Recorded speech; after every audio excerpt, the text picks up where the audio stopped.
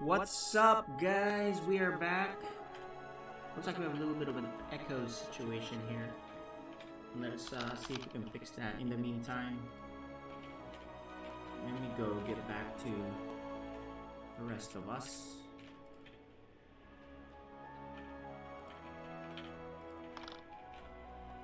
We're just getting started, so hang tight, everybody. We are on Trovo this time.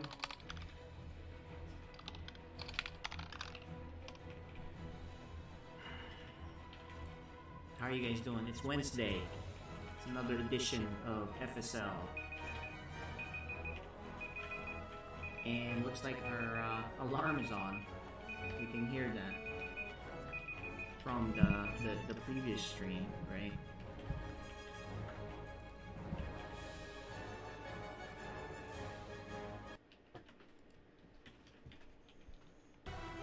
Okay, so let us see, what do we got here? We have tonight, it's gonna be Fluffy versus LittleReaper to start the night off. And then we'll have AXD versus Spaghettio. And then of course we'll finish off with Code S with Freeden versus SirMalagant. That's gonna be a good one. I'm your host, Freedom. I have here with me DB and Seth. They'll be commentating the first game. Let's check in on them and see what's going on that side. There you go. Look at that. It looks like they're getting set now.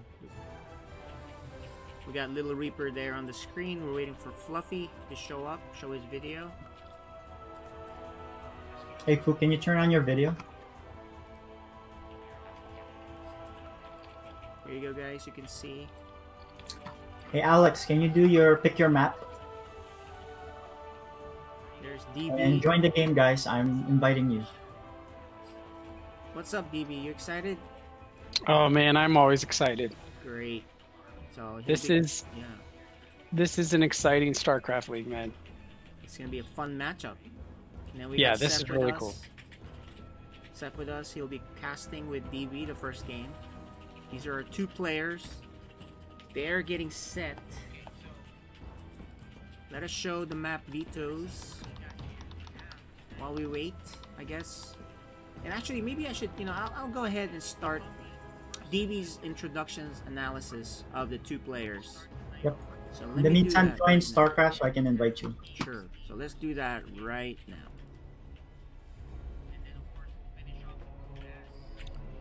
Good evening, and thank you for joining us for another exciting night of our fun StarCraft League. I'm your host, DB, and tonight we have some great games to bring you. Our first Code A game tonight features our first and second place players in our Code A division. First place we have Mr. Fluffy, who is 4-0 with no losses. He has won every single game he's played. He is on fire, and he's looking just to finish this out in his first place position, maybe undefeated. But first, he will have to face LittleReaper tonight. LittleReaper is in second place. He has won all his games except for one. Even though he's 3-0, he still has that one loss. But Alex, he could hand a loss to Fluffy. You can't hear me. So, who knows? LittleReaper could end up in first place. We don't know. They both will qualify for the playoffs. They will advance. So it's okay if they lose, but it's just a matter of that position, that championship place. And of course, who does not want that? So let's look at our players real quick. LittleReaper, our Pro Toss players in the Silver League with an MMR of 2,287. I'll need to be moved up. He is only 7 years old. He likes to go warp prisms with Immortals. And his favorite StarCraft 2 player is Stats. He came in second place last season, so can he get the first place spot? We shall see. Our rookie this year on the other side is Fluffy, playing Terran in the Silver League as well with an MMR of 2,068, only 13 years old. He likes to go battle carrier rushes, and his favorite StarCraft 2 player is Maru. So without further ado, who is going to end up in first place in Code A.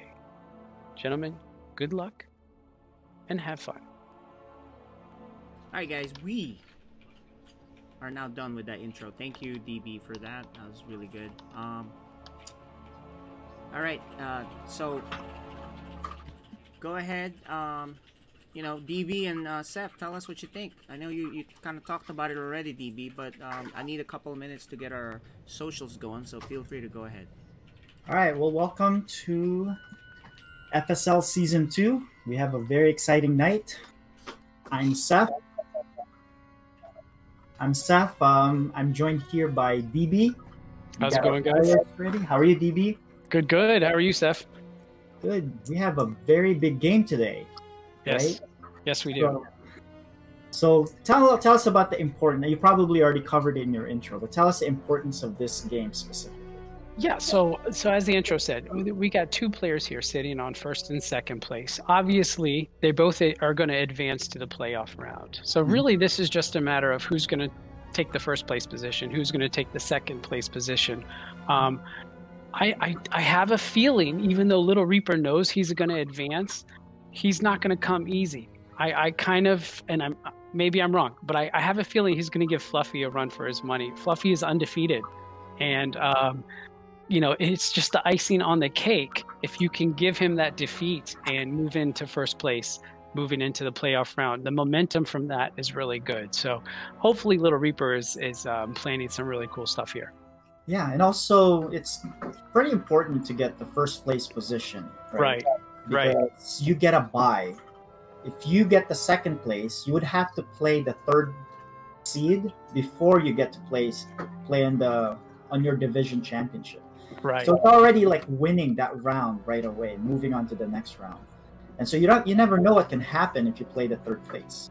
So it's a really good idea to wrap this up right away and move on. And so, you know, this is going to be pretty exciting. And, you know, this is a clash of two different styles, right? Right. And so I'm really interested to see how this is going to be. Right. But I think the players are ready. We're just waiting for the go-ahead for us to start. So another thing I want to mention, and to also the players, well, they can't hear us right now, but the season has started for StarCraft, the new season. And there are pretty new and exciting maps that we have. However, we're still going to use the last season's maps to finish out this specific FSL season. And then we'll use the new season when the playoff comes, right?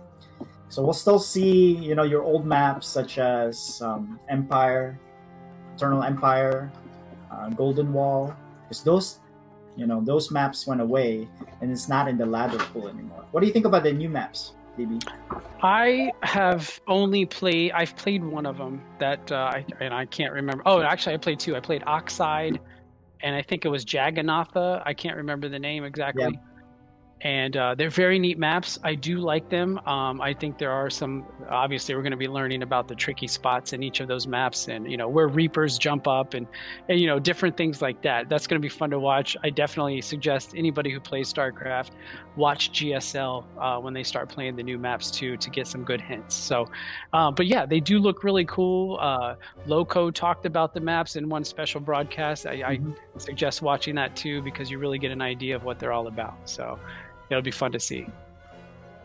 All right, so I think we are ready. Just starting, get the players, give them a heads up, and we're off. And so we have game one of this first matchup for tonight: Fluffy and LittleReaper.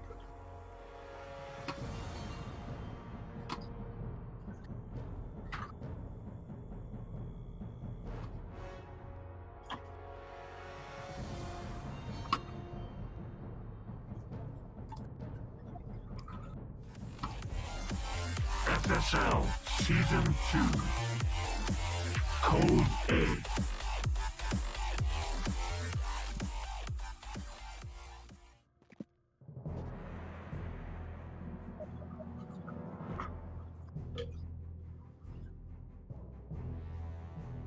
All right, here we go. Let's introduce our players here. So we have on the bottom right. Ooh, this is gonna be interesting. We have the red Zerg playing Zerg for the first time this season. He is Fluffy.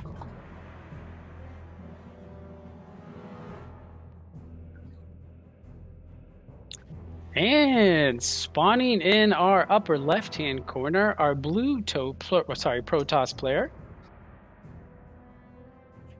LittleReaper. And also we have our observer, Neutrophil. For the games that he is not playing, he is our main observer. So right off the bat, we have a cannon rush. And this is pretty weird. So Fluffy expands all the way at the 9 o'clock position. And, right? And you know, LittleReaper says, wait, I'm playing Zerg. What's going on? I've been practicing all this time for the past few weeks for this big game. I've been practicing against a Protoss. Smart move. Smart move, but let's see.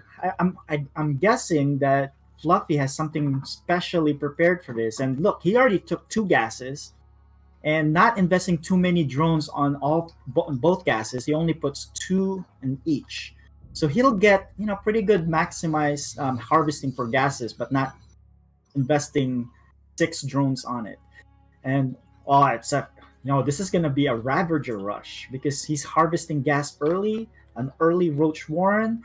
He is following that probe to make sure, you know, just to get some HP out of it, see if what else he's gonna build, if he's gonna build a gateway here. There's a safety spine there, and there it is. It finished. The cannon rush finished, so it is a committed, well, not fully committed, but he did drop a cannon. Back home, he does put in his cybers, so it's not all in, per se. Right. But he still has no idea about the far expansion there. Yeah, I think that is so that he can make units, and he can rally it up to LittleReaper's base in the front without having to go through the cannon and without showing it. So it'll only appear right when he's already there. So he is making a cannon there. But, you know, the thing about Ravagers is they don't care about cannons, right? Mm-hmm. And so when he gets there, he's probably going to morph these roaches into Ravagers and just bile these down. And, you know, LittleReaper's going to need to make units. Yes. He's going to need to chrono stalkers, probably not zealots because that's just going to get kited. And there it is. There are the Ravagers, but he did morph them back there. So he's going to walk all the way down there first. And let's see. Looks like Fluffy really prepared for this. So he's safe back home, although there's no gateway there, so there's nothing going to be coming anytime soon. And this is the worst thing that LittleReaper can do right now, is to expand, because he's going to need units, right? He's going to need units. He's going to need, I don't know at this point, Immortals maybe? I'm not sure what's going to hold this off. Yeah, I mean, the way Void Rays. The way to do it is to make a Void Ray early. Right. But the thing is, he dropped his Nexus, although he didn't have gas, so he harvested gas pretty late, and so he needed to put down the Stargate as soon as possible, and then get a Void Ray. But that's gonna take so long, and let's see if it buys him time for him to go through all these buildings first before he gets a Void Ray out. He's gonna need to chrono it. He's got to save that Overlord there. Okay. Yeah, you know what? He might get this Void Ray out in time, and so if he does, he might be ahead. So Fluffy needs to get going here. Yeah, he's taking too long. It's taking too long. He needs to bile that cannon as soon as possible. And the thing is, he needs to bile it where he can hit both the cannon and the pylon. And he's taking too long here, though. And he's fully committed. He's making more roaches. But one Void Ray, although it'll take a while, but one Void Ray can take care of this. He needs to bile this. Yeah, he's going to definitely have to target. Here it comes. All right. So that didn't work. So now he is way behind. Right? He needed to bile the cannons every time the cooldown resets. and he could have destroyed all of those buildings, but he he just goes home. He upgrades to a lair. He gets a safety spore. He needs really are queens to deal with this. And the thing is, though, LittleReaper is already mining off of this expansion. I think he prepared this, but he didn't really. He wasn't sure on how to use vials that well. He needs to make cannons because this Void Ray can just micro around this one spore. Right. He's gonna need queens. This is gonna be the dance that they're gonna be doing. Let's see, it's gonna hit. Oh, I think it clipped him a little bit, but yeah, he needs queens right now. And there should have been a red flag that he hasn't expanded yet. So you need to start scouting. So he made this gamble, and the gamble didn't work. And looks like he's gonna. Well, not yet. This is gonna be a micro battle, and more Void Rays are coming. And I think this is gonna be it. He doesn't have any anti-air except for that spore, and 2 Void Rays can prismatic align that spore really quick if it's just one. Yeah, he's not part of the plan. So it finally hit, but there it is. GG. Wow. Wow. And look at LittleReaper celebrating with a big smile. Alright. So that was a Zerg. So let's see if he goes back to his bread and butter Terran. And this time in Eternal Empire. So this is the surprise we were kind of looking for with LittleReaper, and I think it's really good. I'm really proud of him for stepping up there.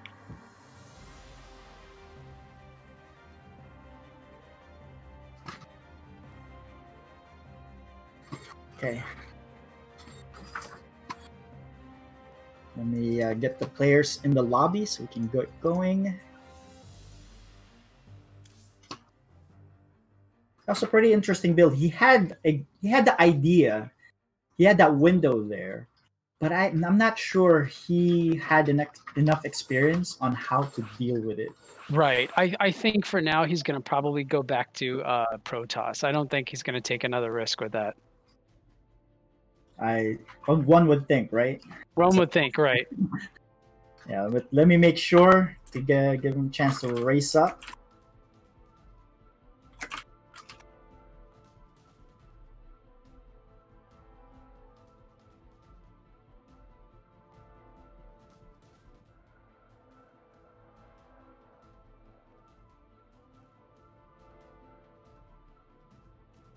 Okay, I think we're ready to go. Players are ready. Terran has been selected. And LittleReaper is not off racing. He is playing his Protoss.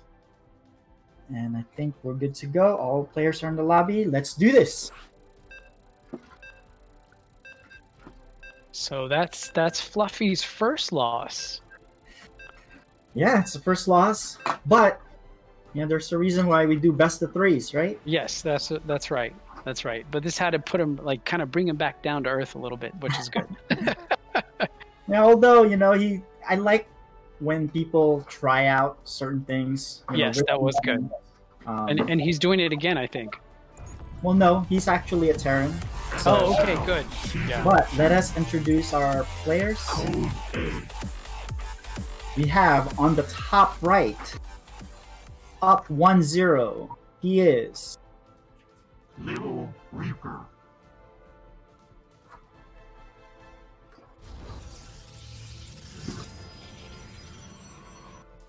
And spawning in our bottom left-hand corner, we have our red Terran. Fluffy.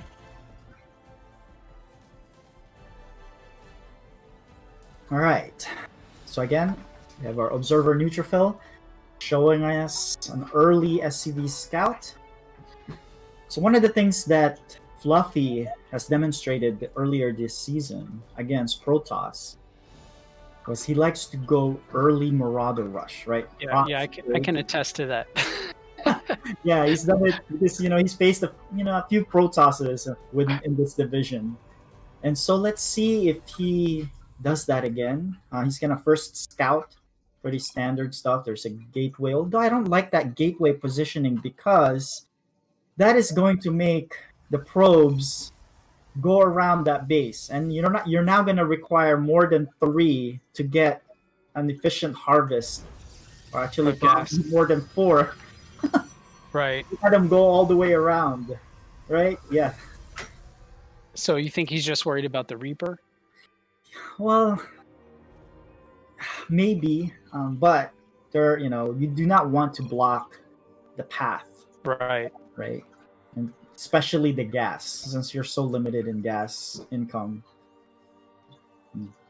But here's Fluffy getting his expansion really early.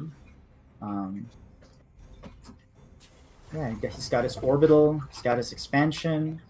Looks like he's going to macro up. There's no rushes from his side. Let's see if LittleReaper, when he scouts this, what he does in response. There's the factory. Oh, there is a quick robo. So, robo and a twilight. So this is a DT build, right? This is gonna be a 4-gate. Yeah, let's see.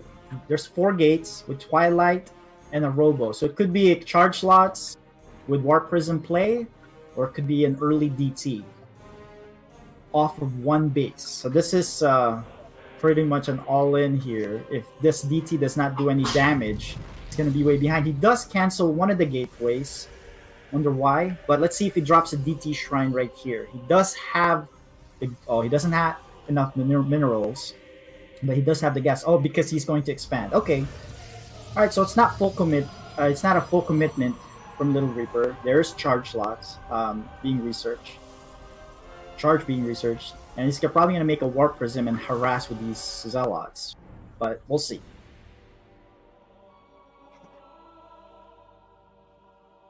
There's a Stargate on the way, and Fluffy is enjoying a pretty good lead in economy, right? He's already 3 workers ahead, and with mules. So at this point, Protoss needs to be ahead in workers, right? In this case. And there is a 3rd command center, so this is going to be a pretty late game preparation for Fluffy. He's going to be macroing up. He's not going to be attacking anytime soon. He's even going to be trying to be safe with the bunker up front. There's an Immortal first, so I think it's going to be an Immortal and then a Warp Prism. So let's see if he makes it. No, another Immortal. So this is not going to be an early attack for LittleReaper, so it's a good thing for Fluffy because he's just macroing up. There is a tank. There is a Raven, just in case there's a DT, but there's no DT incoming. But the Raven's pretty useful all around. And there is the Warp Prism. So I think this is gonna be a harass by LittleReaper with double Immortals on the Warp Prism and warping in charge slots. So let's see how Fluffy handles this pressure. He takes his 3rd. Wonder if he's gonna make a planetary. I don't think he has an engineering base. I don't know if he can make planetary.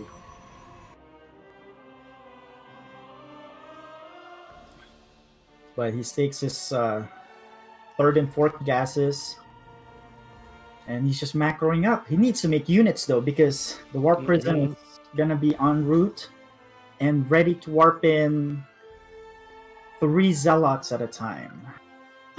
So, as long as he does a little bit of damage, LittleReaper's okay, because he has his expansion, he is making probes, he's adding a gateway.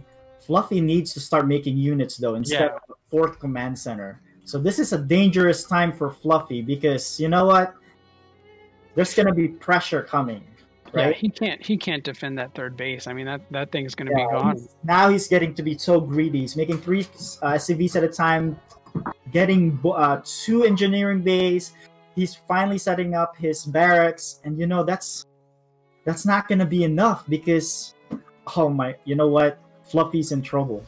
Yes, especially if he drops over here. Let's see what he does. Him is on the way, but another Marine and tank is not going to be enough because these immortals can take down a tank really quick, and couple that with charge slots, this is going to be very dangerous. So I think he's just going to abandon the main with the SCVs for now until he can get more. Stim is still light years away. He sieges the tanks, but you know, these immortals can gun down those tanks easily. Let's see if he drops the auto turret. He should drop the auto turret right now. Tanks are out. Wow. Yeah. Yeah, because these immortals are made for that. Alright, he does say... Pick it up. Pick it up. Alright, so you go. But you know what? As long as he doesn't die right here, I think he's okay because he has 4 CCs. He needs to lift that command center and you just need to stay alive, right? Because his infrastructure is starting to get online. The Marines are coming in. Stim is almost there. It's about 30 seconds away.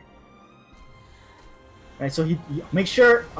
So yeah, good thing he runs away with the prism. You don't want to lose a prism right now because once you lose a prism, your aggressive posture is going to be lost. So he warps in more zealots.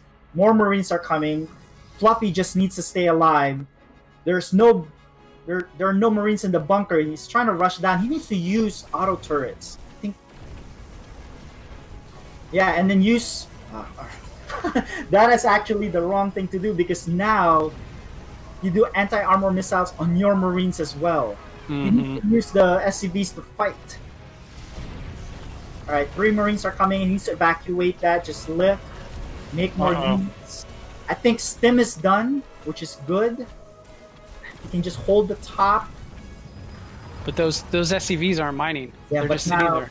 I know, he's gonna... I mean, he still has enough minerals. He needs to get that Raven back. And... yeah, he needs to... oh, no. There it is. Wow. There it is, and it's a 2-0. Right. That was quick. That was really quick. Okay, let's get the players here for an interview. He got really greedy.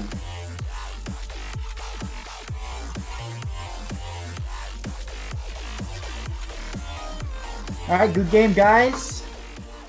Fluffy, can you hear me? Yeah. Hello? Good job, guys. So, question. That Ravager Rush. So I was expecting that you would use your Biles in game 1, but you used it the first time, but then you weren't using it for every cooldown. What was going on? Yeah.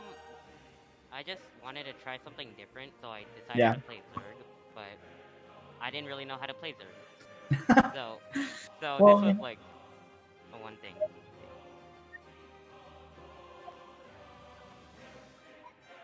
Yeah. Well, yeah, he did have an expansion. So, but, you know, kudos to you for trying something new.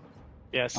But the second game, that was very, very greedy, right? 4 command centers, very late barracks. So what were your plans there? You're just going to defend with hoping that he won't attack early? Basically, I tried macroing, but when I macro, I usually forget to make units for some reason. Yeah, I don't know. Okay, well, something to work on. Playoffs is coming up. So you guys have faced each other, so you know what to expect in the playoffs. But good job. So, LittleReaper, congratulations for the win.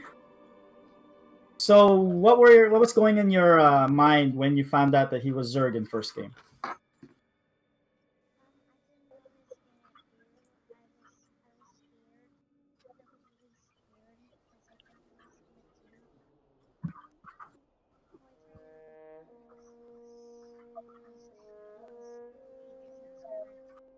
Yeah. Okay. So that's good. That's good. Second game, I thought you were gonna go DT, but you went double immortals with charge slots. Was that something you were preparing all week? No, not really. You just made it up on the fly? I was practicing Sky Toss, not that. Gotcha. DB, do you have any questions? No, you actually asked the one I was going to ask, so that's good. And good job, guys. Listen, both of you guys are going into the playoffs, and right now, I think that's the focus: is just get your mindset to the playoffs, the new maps. Obviously, play the new maps and get yourself set up. So, good job, guys. Cool. Good job, guys. GG's. GG's. Good game. All right. So, why don't we take a break while we set up the next game? All right. We'll be right back, guys.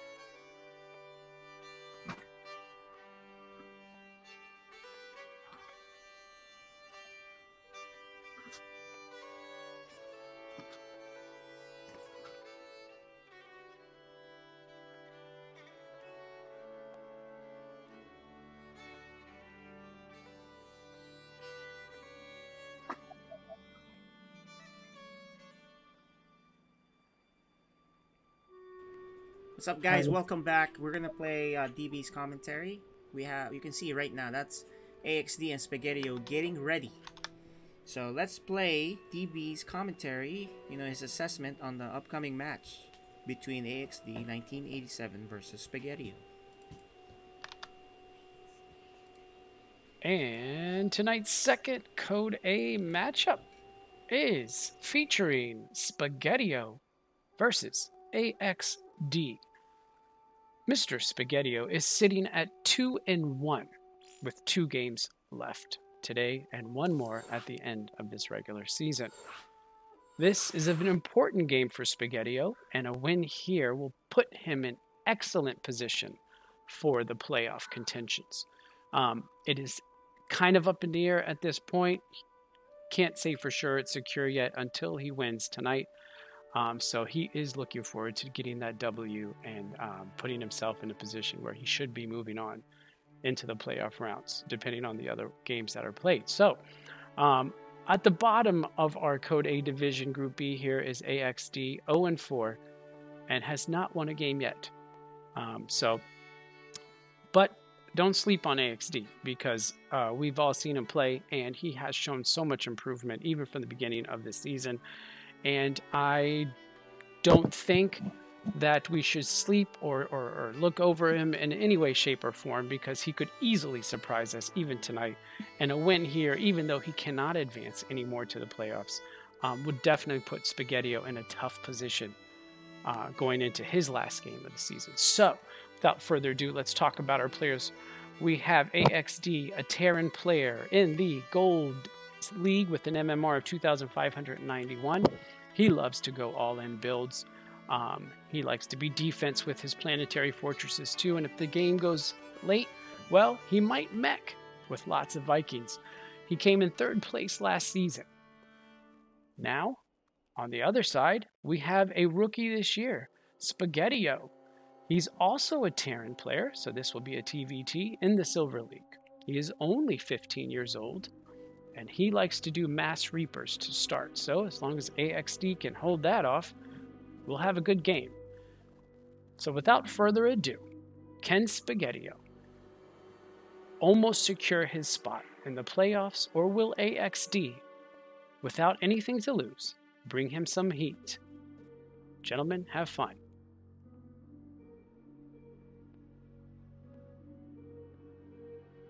All right, thanks for that introduction and assessment, DB. All right, game number 2. Just waiting for DB to join the lobby. DB, can you join the lobby so we can get going? Yeah, it says I'm entering, but it's not going.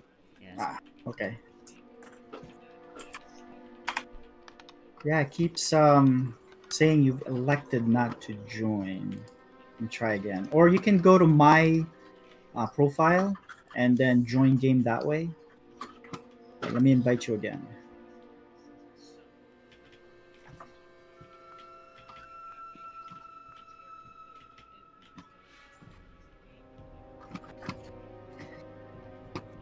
Huh.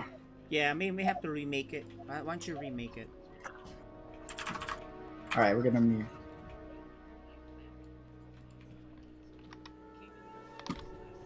Sorry guys for our technical difficulties there. We're working that out. We're remaking this game because we're having problems joining it. Some Battle.net thing. I think Battle.net's very popular right now, maybe. Who knows?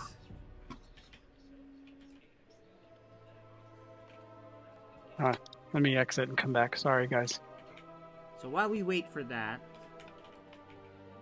let's talk about AXD here. I think he's a huge underdog in this one. Yeah, Yes. but I think he has the pieces in place, right? He knows how to mass up. He knows certain aspects that could get him a win. But yes, he is an underdog. But I wouldn't put it past him, winning a game. I wouldn't be as surprised. Yeah, we've seen him almost win games versus the top ranked player in Code A, right? He had a win against Regret. He just moved his battle cruisers the wrong way. So those kind of things. Right? Yeah, those kind of things. But let me... Okay, he's in. Yeah, so I just need to... Freedom, just join our game. You might need to exit your lobby, though. Yep, I just left it. There you go. All right.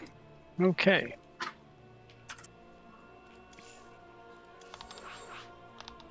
Okay. Looks like we've ironed out our issues. We're going, and here we go. Let's do this.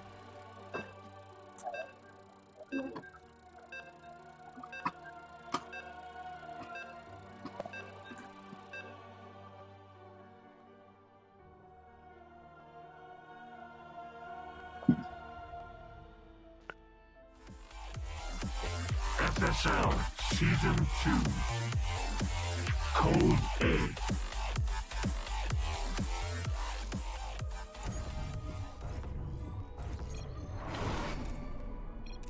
All right. For our second game, let's introduce the players. On the bottom left, the blue Terran. He is AXD 1987.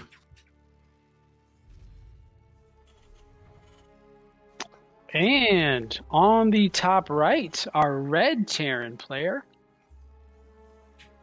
Spaghettio.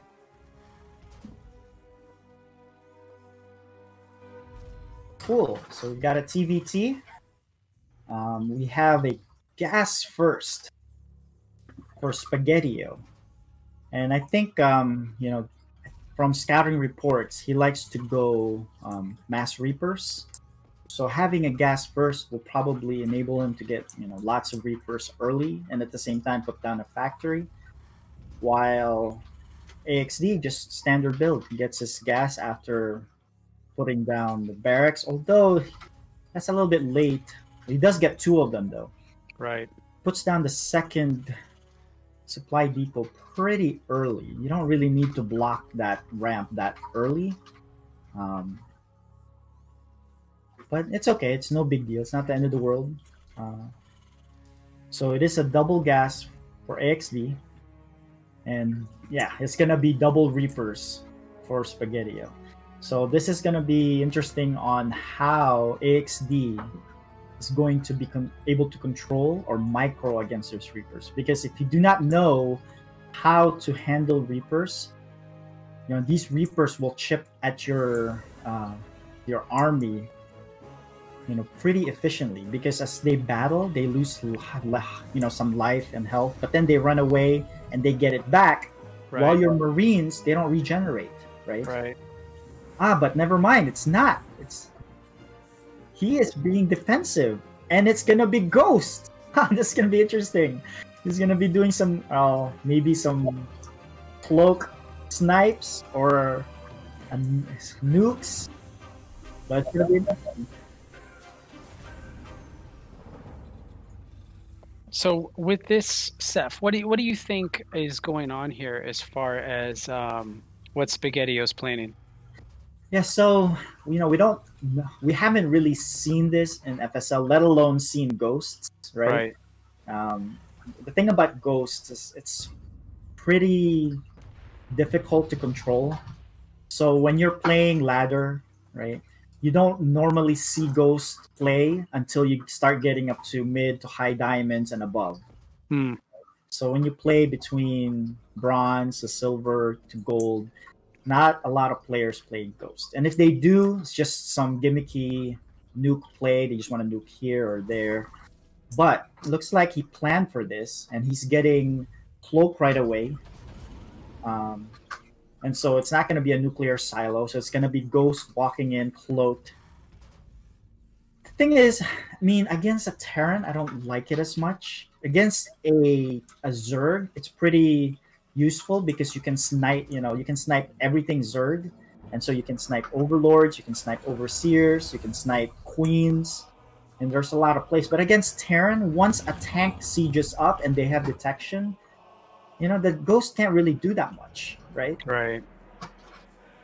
You know, so he's gonna couple this with some Widow Mine.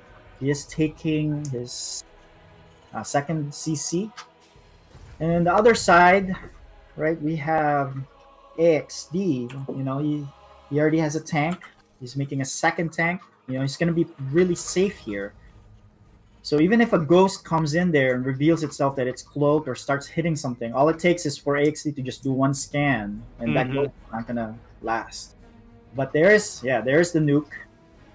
He's going to try to nuke the front, and let's see if AXD is going to be able to micro to unsiege the tanks, or if number one, to scan first, and if the scan reveals that he's out of range with his tanks, that he needs to unsiege the tanks, move back, you know, that type of micro. Right. So he is moving out with his Marines. And the thing is, it's, you know, you're gonna have to nuke on the ramp, and there is a turret, so that that Ghost cannot come too close, because otherwise those two tanks are gonna shell at it.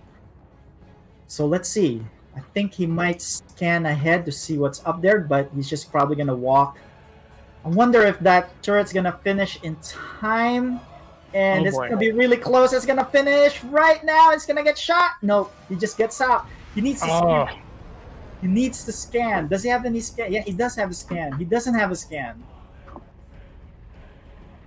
He doesn't know where the dot is, and he's gonna lose everything. Ouch! Oh. But it comes close. A tank shell at it. It's gonna kill the Ghost. So at the end of the day, what did we have? He lost 11 units. You know, it's all right. That's not bad. But you know, all you have to invest in the Ghost and the nuke. Yeah, the tanks survived. All half health. He has 3 tanks. So if AXD just picks up all his stuff and moves, you know, does a doom drop, right? What does Spaghettio have? He has a couple of Widow Mines, a couple of tanks coming in. Oh, he does have 2 tanks already. So I think, you know what, he might be safe. But if he just navigates around the front instead, and you know what, he's going to do that. He's going to fly straight to the main, which there's no tanks. The army is down low. And that's the thing about Terran play. It's all positional based, right? So once you go up there and you drop up top and you siege all your tanks, it is going to be very difficult for Spaghettio to uproot that. So let's see if... yeah, so the medevacs make it past those initial Widow Mines, and this is going to be tough to stop for Spaghettio. Right, so if he just drops right there, right, and you know what? AXD loves the +1 attack, and he already has +1. So with these tanks siege, it's going to be tough to dislodge this. Great drop. Great drop. This is going to be a really good... He's going to take care of this command center quick with the +1 on the Marines. The tanks are not going to let those Marines come close for Spaghettio. He's going to lose all of that. He's going to lose this infrastructure. Them is going to get cancelled.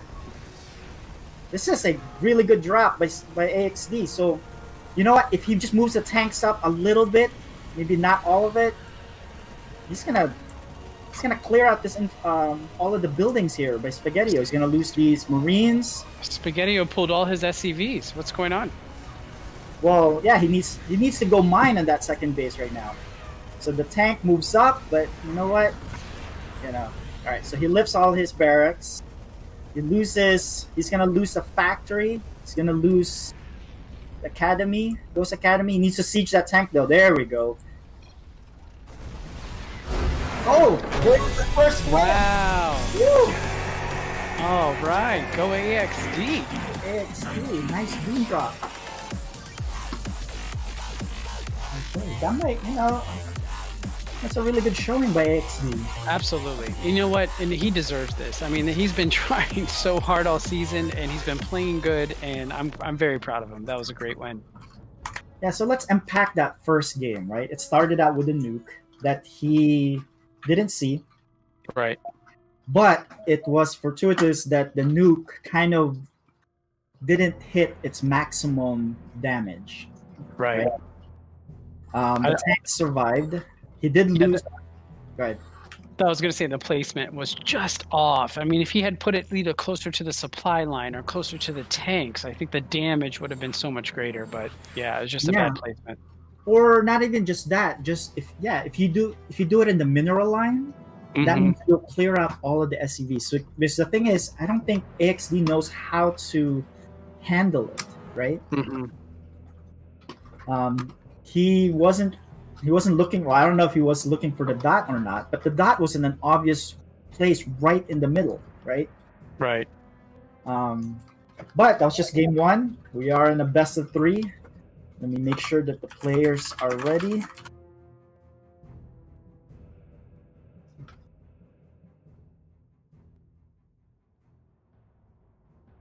Waiting for confirmation. Going. All right, let's do this. But this time, this is Spaghettio's map pick. So let's see if he has, a little bit more comfortable with this map or has something more prepared. But let's start this map.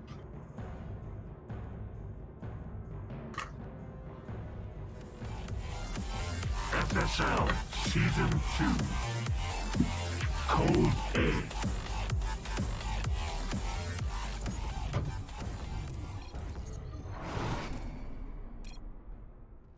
All right, good luck, have fun from both players. Let's introduce the top right with a nice Doom Drop play.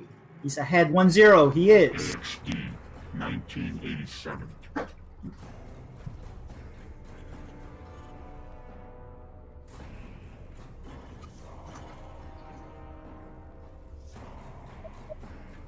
On the bottom left, let's introduce a blue Terran. Down 0, it was a nice nuke, but got caught with that drop. He is.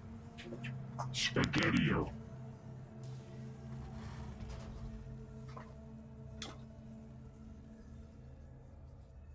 Ooh, I like this. So, if you were to look at the scouting report for AXD, right? The top 2 builds that he likes to do is his Marine with +1, siege tanks, and medevacs to drop in the main base. That's what he likes to do a lot. The second thing he likes to do a lot is proxy barracks, which he's doing. So he's, you know, right according to the scout report, he's playing right up to it. He's gonna make 3 barracks. Gonna be 3 racks with Marines. There was a cancel by Spaghettio. Right? I mean, it's a pretty big deal this stage of the game because you're losing money and everything matters right now. But actually, it's 4 racks. But the 4th rack is back home. I think that's a play to confuse Spaghettio or to tell me it's just a regular build if he does send an SCV. So, alright, so looks like he's going to expand early. So this is the worst case scenario for Spaghettio. He's gonna take his natural. He has 1 Marine. There are 3 Marines queued for AXD, and he's just going to be rallying Marines down. Now, yeah, there is a tech lab for Spaghettio, and I like this. You should pull it up, right? Don't reveal it yet. But I think the second round you should just go, because it's not like Spaghettio can respond or react afterwards. He is getting his stim, but that stim's not going to finish before these Marines come. And he left his SCVs here, so I think he's going to bring the SCVs with him to fight. But he's just going to bum rush him with Marines. And let's see how effective it is. Now it's just a matter of micro. But you know what? There's really not much micro involved here. This is just an A move with Marines. And I wouldn't be surprised if Spaghettio taps out right away. He just realized what's going on. He cannot produce Marines in time. He's just going to go up this ramp. He needs to make a Hellion right away, like right now. While, he needs to attack move. Just focus fire. But he is going to get the tech lab.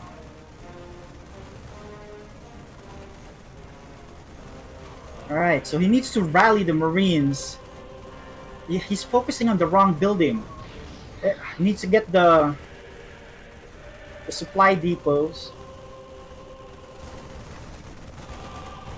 Yeah, I mean, he has the advantage right now, but he's not focusing right. He needs to take care of these supply depots, move it up, kill the Marines one at a time. Alright, so it takes a supply depot. This is gonna supply block Spaghettio, maybe? The SCVs are trying to repair. He's gonna try to fight, but there are more Marines coming. He's gonna lose 2 SCVs, which is okay for Spaghettio. But there are more Marines, so he just needs to rally all these Marines down. Spaghettio's losing these SCVs. He's gonna be supply blocked if he, no, actually he's not, since he lost a lot of units already. The tank is gonna come out. That's really going to help out a lot. He's gonna lose his supply depot. He's gonna lose his barracks. AXD just needs to keep going. He needs to keep going. This is his all-in, right? There's the tank. When the tank is going to siege, AXD needs to go run up right next to it. But he's gonna back off. So where do we stand? Let's see. Where's Spaghettio still ahead with SCVs? I think AXD didn't execute this perfectly. He was trying, his Marines were bugging out trying to run up that ramp. And I think his window is closing. It's probably closed by now. He is transitioning. He's getting double gas. So, pretty fast-paced early game here. The siege tank moves up, so this pretty much closes the door for any more Marine harass. He is floating his barracks home now. There are 2 tanks. So, at the end of the day, we are even, except Spaghettio is ahead in tech, right? During this time, AXD should have kept making SCVs while he's making Marines. He could have been far ahead, but yeah. So we have Dan back. Sorry, guys. No problem. I was waiting for you to introduce a second player, but then I realized you were not there. They say buy a new laptop and that'll solve all problems. Well, that didn't happen very well, so no, we'll get there. All right, so what did you miss? Let's see. You missed a 4 racks. Well, actually, it's essentially a 3 racks proxy. I saw that. Yeah, so he broke the front, but I think he took too long, right? So he needed to focus the supply depot and get in there, kill the Marines, kill the SCVs, but he just kind of, waited at the ramp and just killed the barracks, which has a lot of health, and this bought Spaghettio a lot of time. Right. But you know what? We're somewhat even. They're both taking their expansions, although Spaghettio's slightly ahead. AXC does have a lot of Marines, so it's okay there. So let's see how both these players macro. Now, Spaghettio, I think, has a better unit control, so I think he might fare better. But, if AXD can pull off another Doom Drop, right, he might take this game again. So we'll see. And there's no sign of ghosts, so that's that one's out the window. Yeah, like I said in the first game, ghosts are pretty difficult to control, especially for lower level leagues. I mean, even myself, I don't use ghosts that much. But TVT is really about positioning, and you establish that positioning is with tanks, and then you get to the Vikings to establish air control. And here's the Viking just scouting, see what's going on. Let's see if he wants to. I don't think he want to land with all those Marines there, and this Tim is just about to finish. So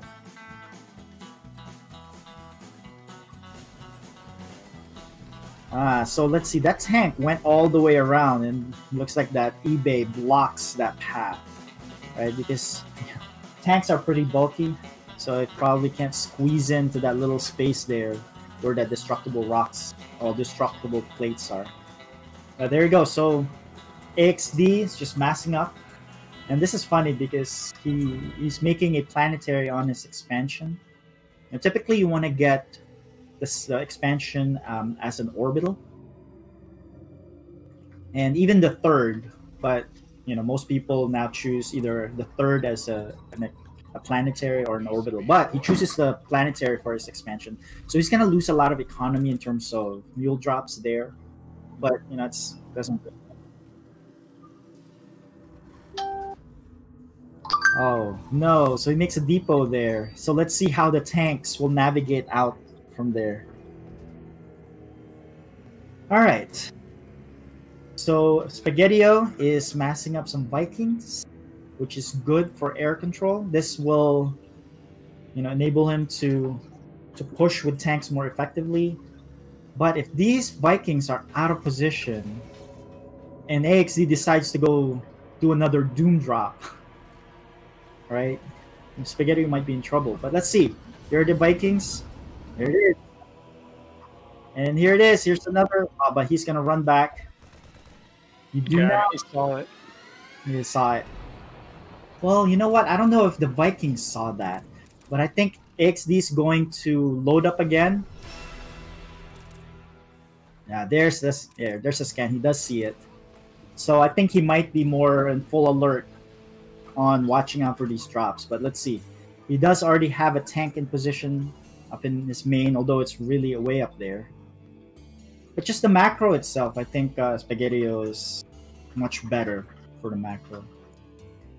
So there, I think AXD's moving out. Well, no, he's not. He's moving back. But there, now he realizes. So he realizes the tanks are stuck, but that's a good thing about StarCraft 2 is you can lower the depots. Unlike StarCraft 1, you couldn't. But that's still not a good place to put your eBay. So there, let's see. Spaghettio, 20. Go ahead. Because I was saying, correct me if I'm wrong, but these Marines and these medevacs could take care of these Vikings, no? Yes, they can, but the Vikings have 10 range, right? Right. And just like I said, the Vikings completely missed the medivacs. He's scanning to say, hey, where is your army? You know, at this point, alarm bell should be ringing by now. He's like, oh, is it down there? No. Mm-hmm. Right? He should be in a position on the bottom right or the just east of his base with the Vikings to intercept this. You know, these are the possible places to drop. Right. Here it is. But you know what? This is just mostly Marines and one tank. And there is already a tank up there, but he's going to do a lot of damage. He's probably going to be able to pick off this command center. Right, so here are the Marines. Can he get the command center? Let's see. Yeah, he is going to get the command center. He is. So, but this is what I'm talking about. The Vikings shoot these medivacs from afar because they have a long range. But he walks right into it, and he's trying to land. But this is not a good trade for Spaghettio. He's going to lose all of these Vikings. Yes. These Marines. Uh-oh. Yeah. Yeah, so now he takes a Gotta get that tank. Gotta get that tank. Well, he can't because there's a bunker there. I think he just needs to back off. Oh, all right. So he's going to lose all of the Marines. But you know what? That's not bad. He did a lot of damage. He took out one command center, right? And... you know, took out all of the Vikings.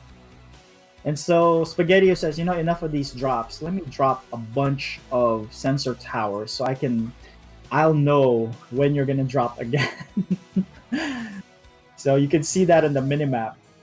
There's like a diagram where what intersects is what personality you are. What is that called? A Venn diagram. All right, so let's see. Spaghettio takes, you know, his third, but he lost his first, so now this is his second. He is moving out his Marines. And, oh, AXD's gonna try to drop again. Oh and boy, you know he's getting what? greedy. Oh gosh, now he's getting greedy. You do not want to fly over all of these Marines. He's gonna get caught. No! Oh! Goodness. No! He just needs to run back, siege that one tank, and then just play defense. You know what? That planetary, which I was making fun of earlier, is gonna help him defend very well. Yep. But okay, we're gonna hold here for a little bit. It's making 2 Vikings. You know, if I was him, I'd just, you know what? Take my losses, destroy that eBay, because it's really messing up with the flow of your units. So he sends out, AXD sends out 1 medevac to check out what's going on. There's no Viking there, so he's safe. So I think a Widow Mine would be great as a defense right here, wouldn't it? Maybe in places where they can drop. But right now, you just need more tanks. You need more Marines. You need more Vikings. He needs to scan. He needs to send his Viking. He needs a spotter. Right? There. And one of the best things you can use here actually is Liberator. So you can just do the liberation zone just outside of the tank, but touching the tank. It looks like Spaghettio was thinking about doing a full drop, but changed his mind. You know, he's losing a lot of money here for repairing and not mining. He does have Vikings. So let's see if the Vikings can shoot those medevacs. But there's the Liberator. But that's going to take a little bit of time. So right now he just needs to shoot these. There we go.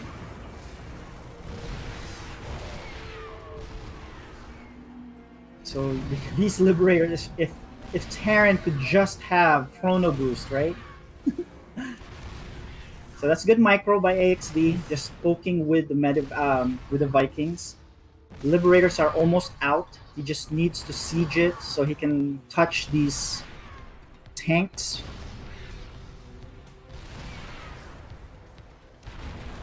That's good that he's keeping his Vikings there to anticipate any type of drop. The Liberators are out. Let's see if he uses them correctly. He needs to just do a Liberator zone just at the edge. Right Not just at the edge, because otherwise the Marines can stim in and pick it off just like that. Oh, it's another Liberator. He's losing a lot of money. In the meantime, Spaghettio's taking another expansion. He's making 7 Marines at a time, so his infrastructure is in good shape. So I'm noticing that there is no second attack to, like, you know, kind of, what's the word? Change the focus, you know what I mean? Like, kind of distract from the main attack. Is this something you see more in Code S, or do you find it here in this Code A? Yeah, I mean, the thing is about Terran, it's really about positioning, right? And then so you can't afford to lose those units. There we go again. He doesn't need to center the tank in the middle of the circle of the liberation zone. He just needs to do it at the edge, right? The tank moving up is good. There we go. Now he needs to do it again. There we go. And now he can probably clear this because that one tank, the forward tank, is going to be gone. There's a stem by Spaghettio, but you know what? There's a planetary there, and he just DPS'd out that planetary. He's going to be in good shape.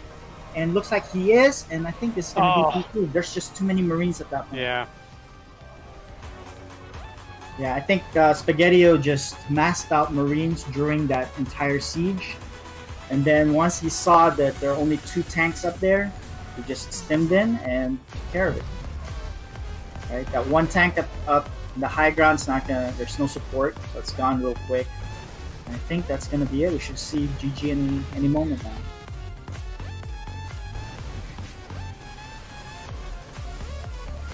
So he's now just the tanks are coming out. I think AXD is just trying to process this loss, but there it is. He concedes. We have a game 3, boys. Spaghettio.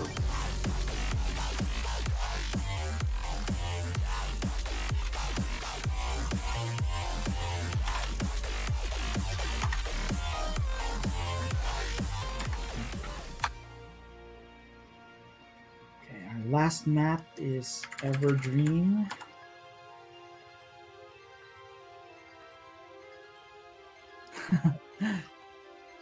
Is it ever special?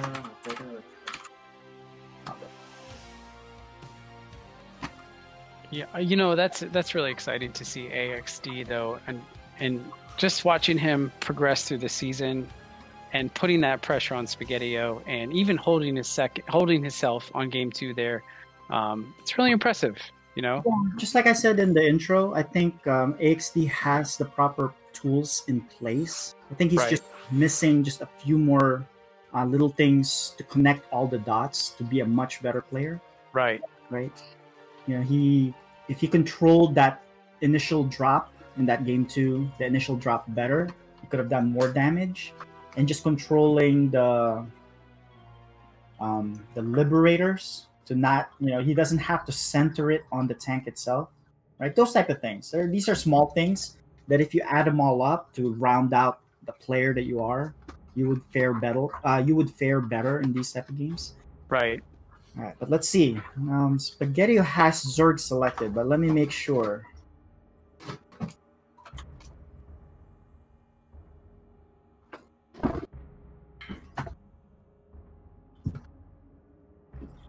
Okay. All right. It is a TVZ. I think he was. I actually don't blame him. Spaghettio says he doesn't want to play Terran versus Terran again. And so here we are. We have a TVZ.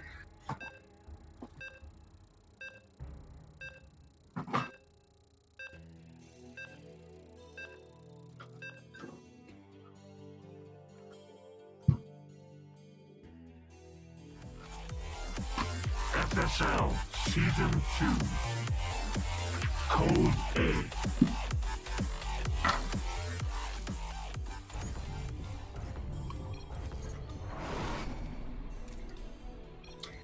All right, game 3. Let's introduce our players. We have on the top right the blue Terran. He is AXD 1987. And spawning in our bottom left-hand corner, our red Zerg player. Spaghettio. All right, so one of my favorite matchups to watch, not necessarily to play, but to watch, is a Terran versus Zerg, right? It reminds me of every time I see. Have you ever seen the movie Starship Troopers? I have. I was thinking the exact same thing, actually. That's funny you said that. Yeah, because it's basically that movie, and it's a really good matchup because there's a lot of back and forth, especially once they establish their economy, right?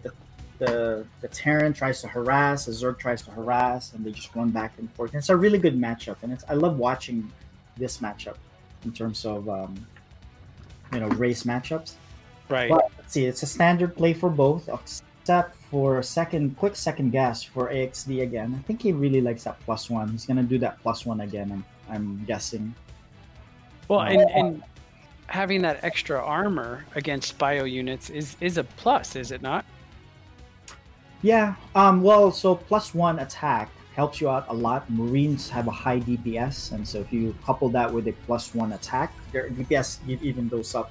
And with the stim, right? The damage for their second of the Marines are, one of the better ones out there. The thing is, though, it's really when you get it is, the difference, right? He likes to get it really early. So Terran, you kind of want to go through your progressions, right, in your build order. And you want to get it, the time when you drop your engineering bay. But he likes to do it really early. But it doesn't look like he's doing it this time. He has a factory being built. He doesn't have an engineering bay yet. He's getting a reactor so he can get double Marines right away. So, this is not a standard TVZ. The thing is, Spaghettio's already dropped a Baneling's Nest. So we'll see. Here are the 4 links to scout for Spaghettio. Check out what's going on. He's gonna find that there's no expansion, but he's not sure if it's being built up in the main base because he's completely walled off here. The Marines are kind of moving out though, so he needs to run back. And there's not enough DPS there to kill that depot, so the Marines links are just gonna back off. There's a quick 1-1-1 for the Terran, right? When we say 1-1-1, it's 1 barracks, straight to 1 factory, straight to 1 starport. This gives you an ability to make your factory units, such as the siege tanks, early and get a medevac early, right? So this is a really good build to go harass, especially a Zerg. But let's see. He already has his Baneling Nest up. He's upgrading to a lair. Wonder what he's gonna use the lair for. He is taking his 3rd already, well before the Terran even attempts his first expansion. So, but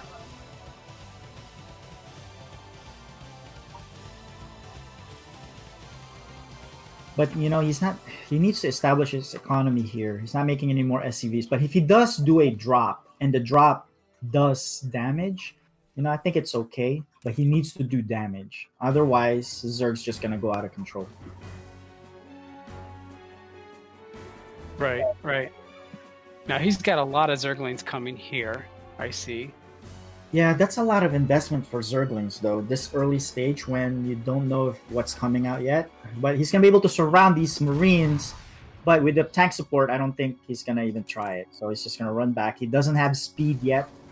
So, that's a lot of Zerglings. That means those are not drones harvesting right now because he doesn't need that yet. He does need to scout more, though, with the Overlords. And the Overlord placement needs to be where he would be able to spot when the dropship's coming out. Okay. And now, typically, would Terran be expanding at this point? Because he hasn't expanded yet, so I'm wondering what's holding him up. So a typical standard Terran build is what they call Reaper expand, right? So you build your barracks, you make a Reaper.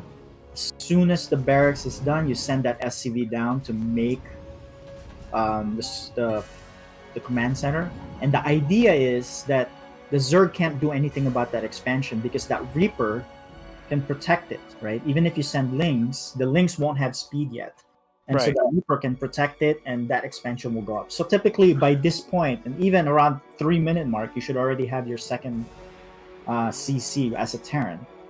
But in this case, you know, what AXE did was he did 1-1-1, so that means he'll have a lot of fighting units. And so I like the fact that he's dropping here now to utilize his opening build. And so if he does drop this, gets the siege tank out, now if he gets the right connection on those Banelings, and the Banelings doesn't decimate the entire Marine army, and he... Oh! Nice! Unreal. Nice connection. Yeah, so the Marines just kind of killed each Baneling as they funneled down one at a time. And you know what? Since you lost all of those Banelings,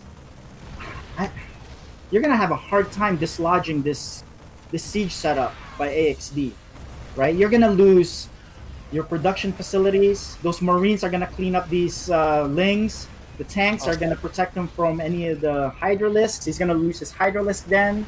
If he loses that supply, the spawning pool, he's going to be in trouble. He's trying to target down that tank. Attack's going to live. Yes, he's going to leave one more time. He does protect it.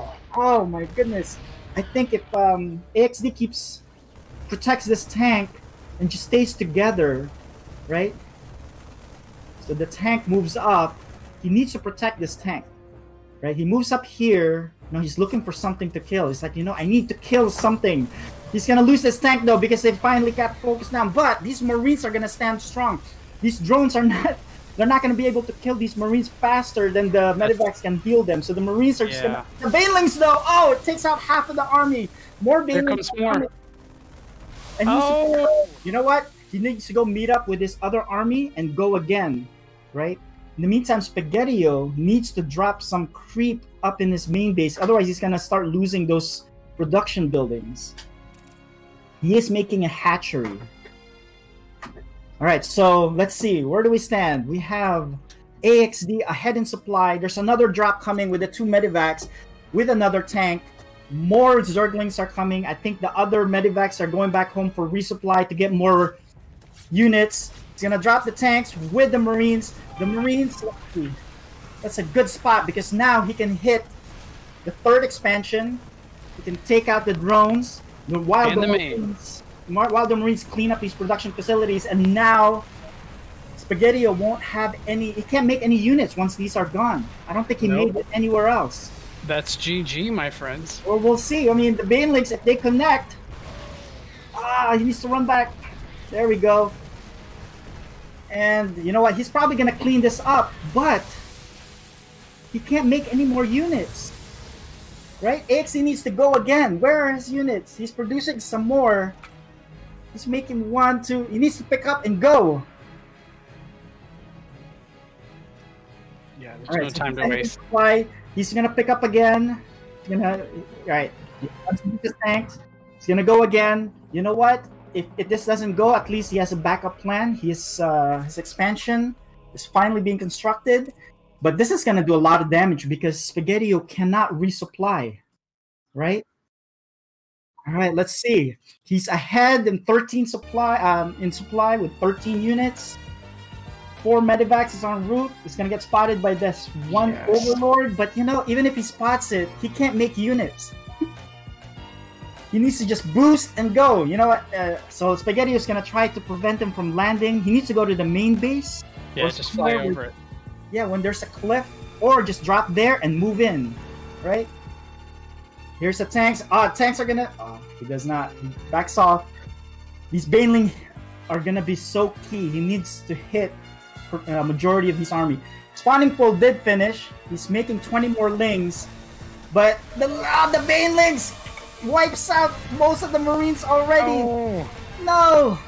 He just needed to. Oh!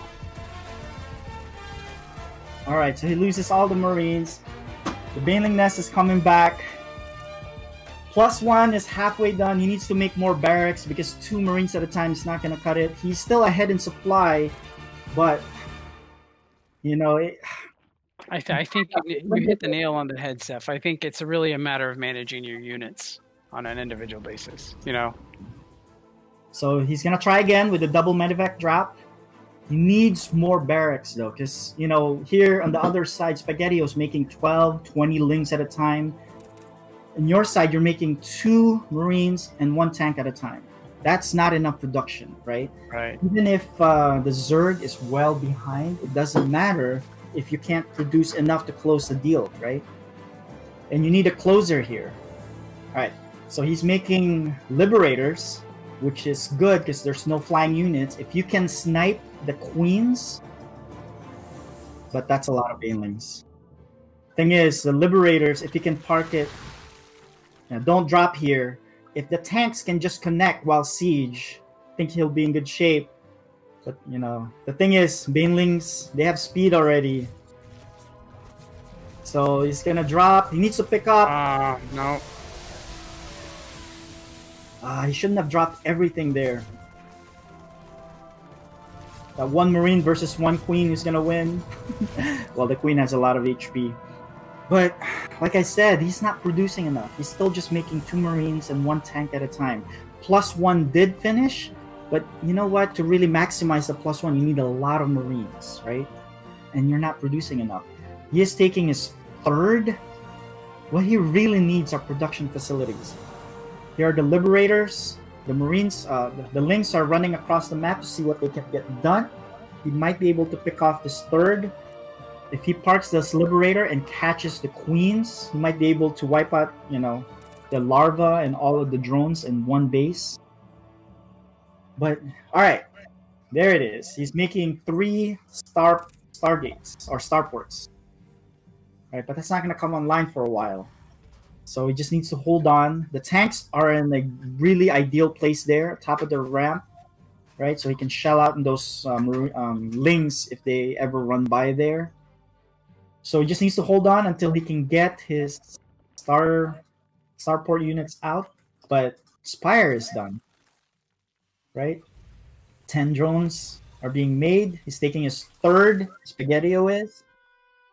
So I'd like for him to take to make a planetary on this 3rd base with AXD. So he can really, yeah, it is a planetary.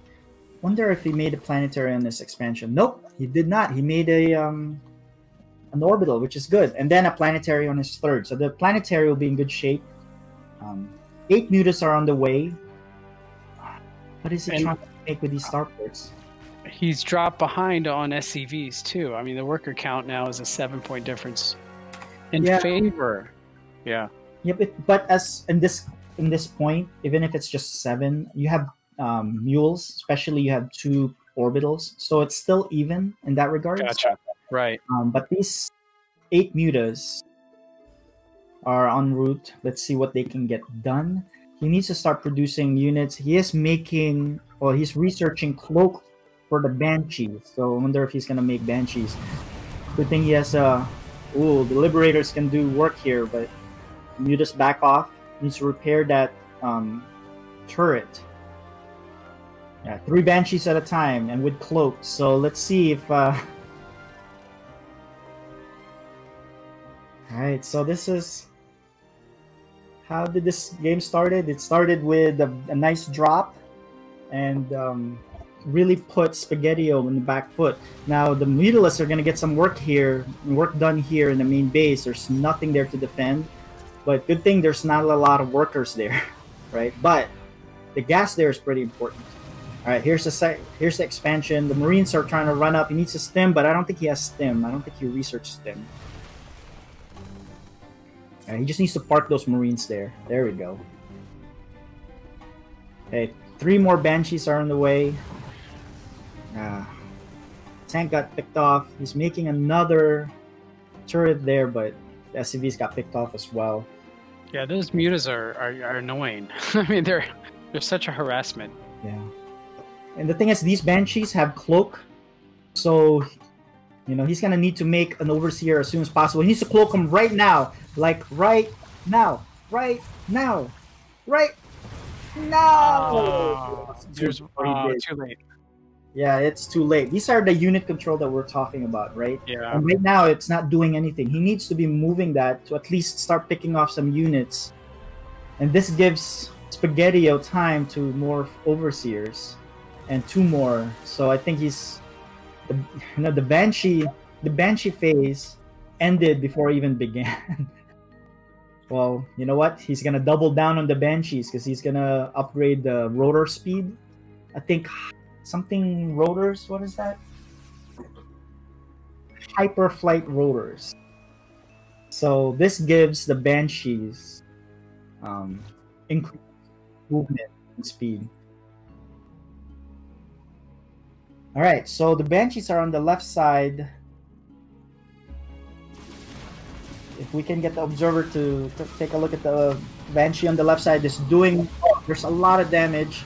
8, 9, 10. But he's running away.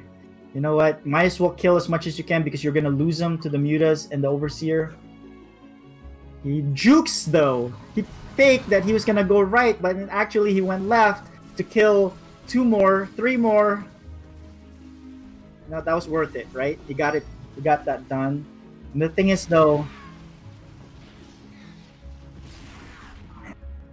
too bad that the Hyperflight rotors didn't finish in time. That gives him enough speed to run away from those Mutas.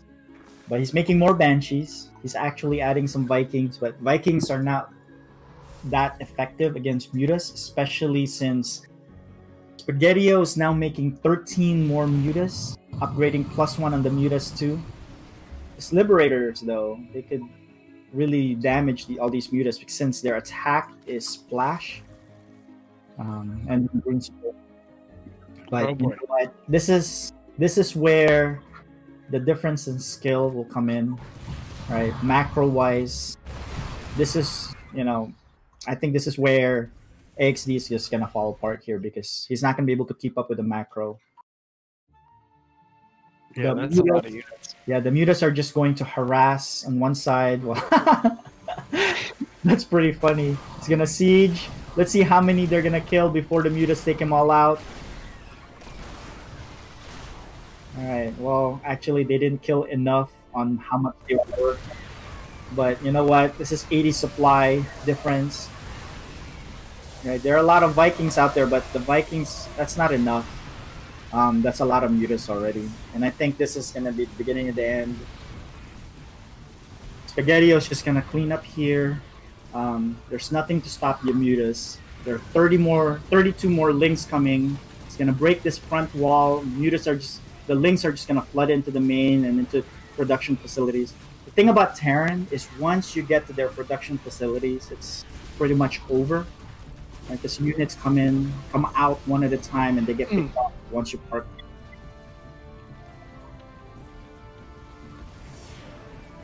Yeah. So I think that's it. You know, he's now 100 supply. A lot more Banelings are coming. They just avoided the planetary just in case, but I don't even think it matters. There's a big Congo line of Banelings right now going right into the main and the Terran. It's just gonna blow it up on the buildings. It's not the most cost efficient, but at this point it doesn't matter. AXD had it. He had many windows, but it was a good showing. But GG. GG. All right, so let's interview both players.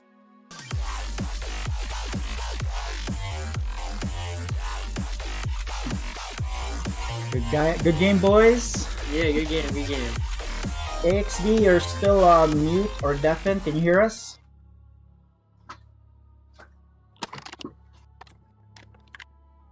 All right. So while since AXD can't hear us yet, congratulations, Spaghettio. That was a nice win. Really showed the difference in terms of macro in that last game between you and AXD. But there was a scare there, right? There was a little window there where he was sieging your main. What was going through your mind during that time? I mean, I'm kind of nervous. I haven't really played the game since the last game, so okay. I was kind of nervous, you know. But I don't like in the beginning where I don't know. I was too scared to attack him, kinda. Like he had the siege tank over there. I was like, okay, well, I gotta get like a bigger force to hit that. But that was good crisis management. Good game. Good job. I want to ask, DB, do you have any questions for Spaghettio. Yeah, I mean, you decided to go Zerg on that last one, and I'm just curious to know what made you think of that.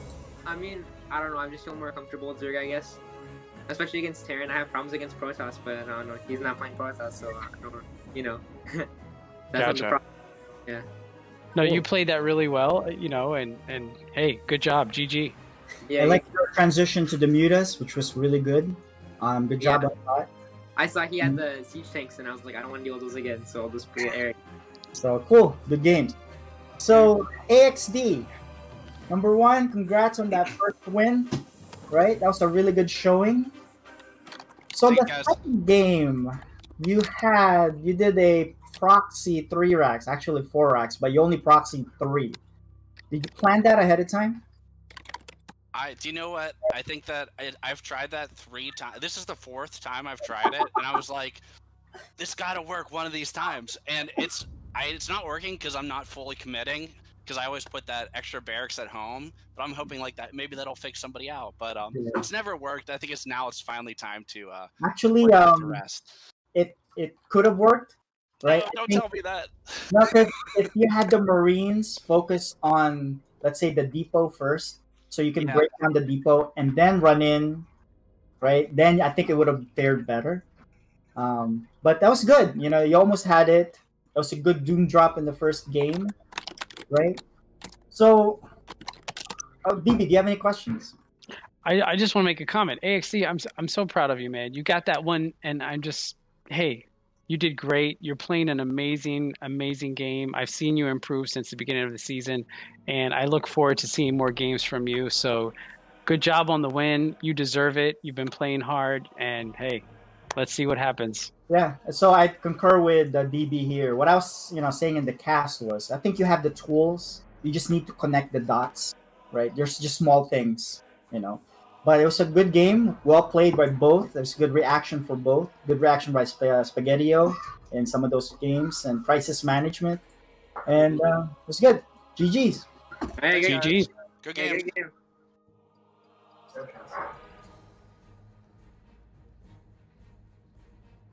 All right. So let's take a quick break while I prepare the next game. All right. So we'll be right back, guys, and for our primetime matchup of the night.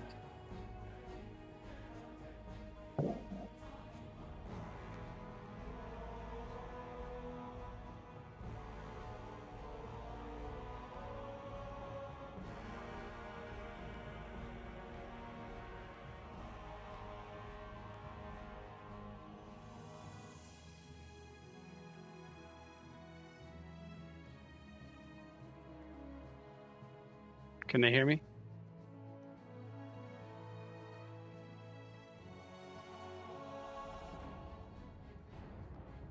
It's waiting on me. What the heck? Yeah. There we go. I had to refresh it. Okay, hold on.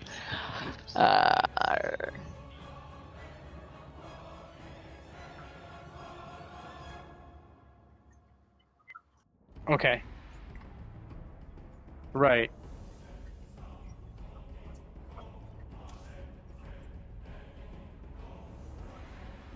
Right.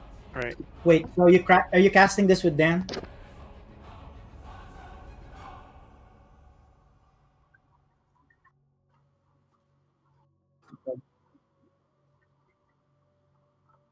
Okay. Yeah, I think that's good. All right. Yeah.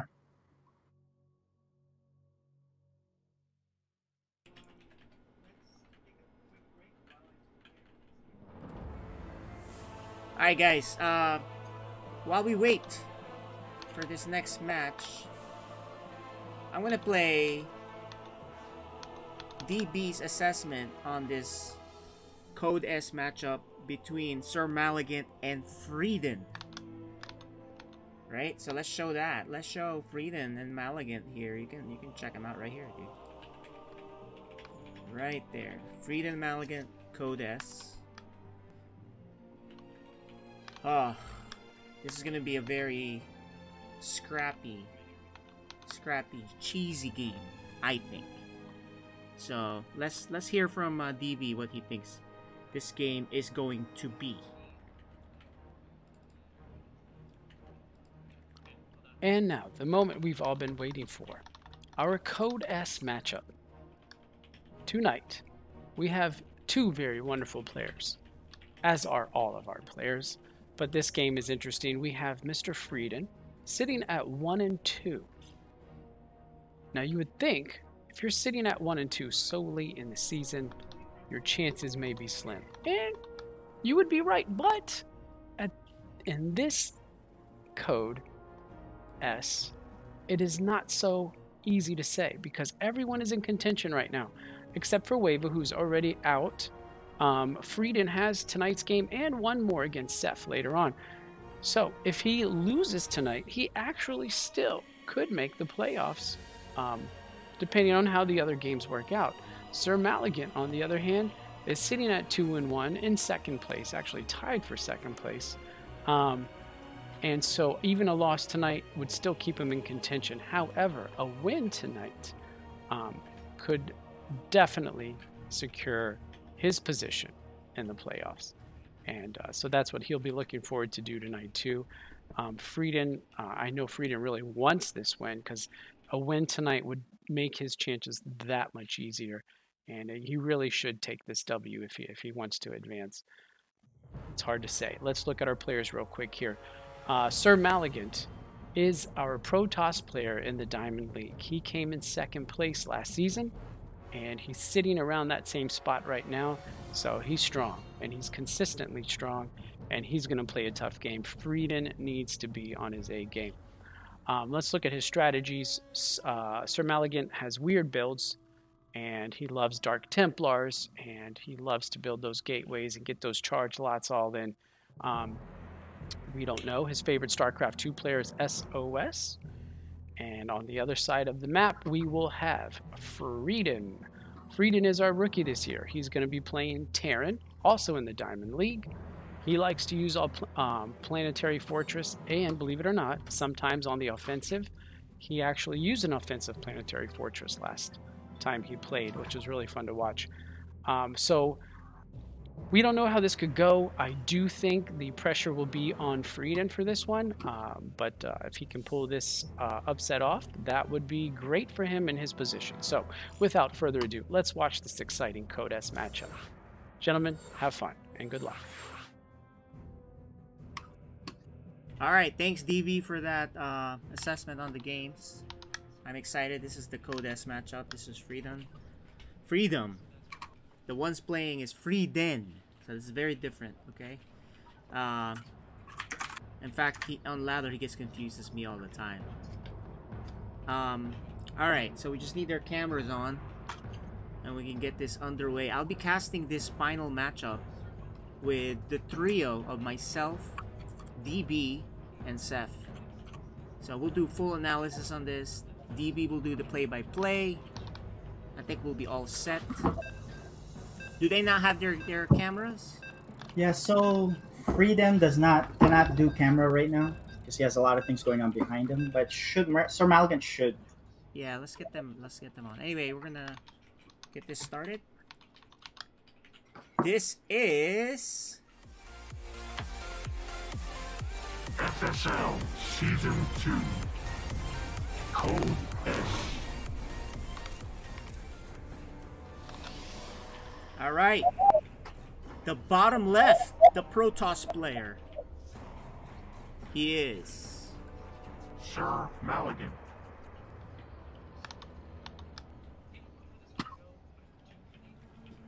And on the top right, we have the random player spawning Zerg. He is Freeden.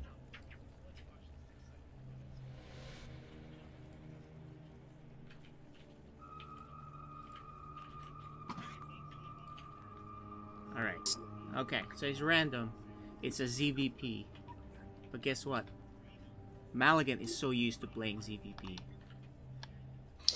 Yeah, I think this is one of his strengths, right? Yeah, this is because we played a lot. We played thousands of games ZVP. Yeah, and So it's a standard build by Freeden, standard build by SirMalagant. So I think we're gonna see a standard game here. Yeah. Now this is an important game because SirMalagant needs to keep pace with Neutrophil, who's right now first place. Yep. And So yeah. Hey DB, you like this matchup, don't you? I really do like this matchup. Yeah, you're a Protoss player, so you understand how it is. And I play both of these races now, right? I started off as a Zerg player. I got to Masters 1, and then I kind of plateaued, kind of hovered around Masters 2, and I'm like, you know what? I'm getting tired of getting beat up in the early game by a lot of shenanigans by Protoss. I'm going to play Protoss. So there you go. Yeah, I moved up to Protoss.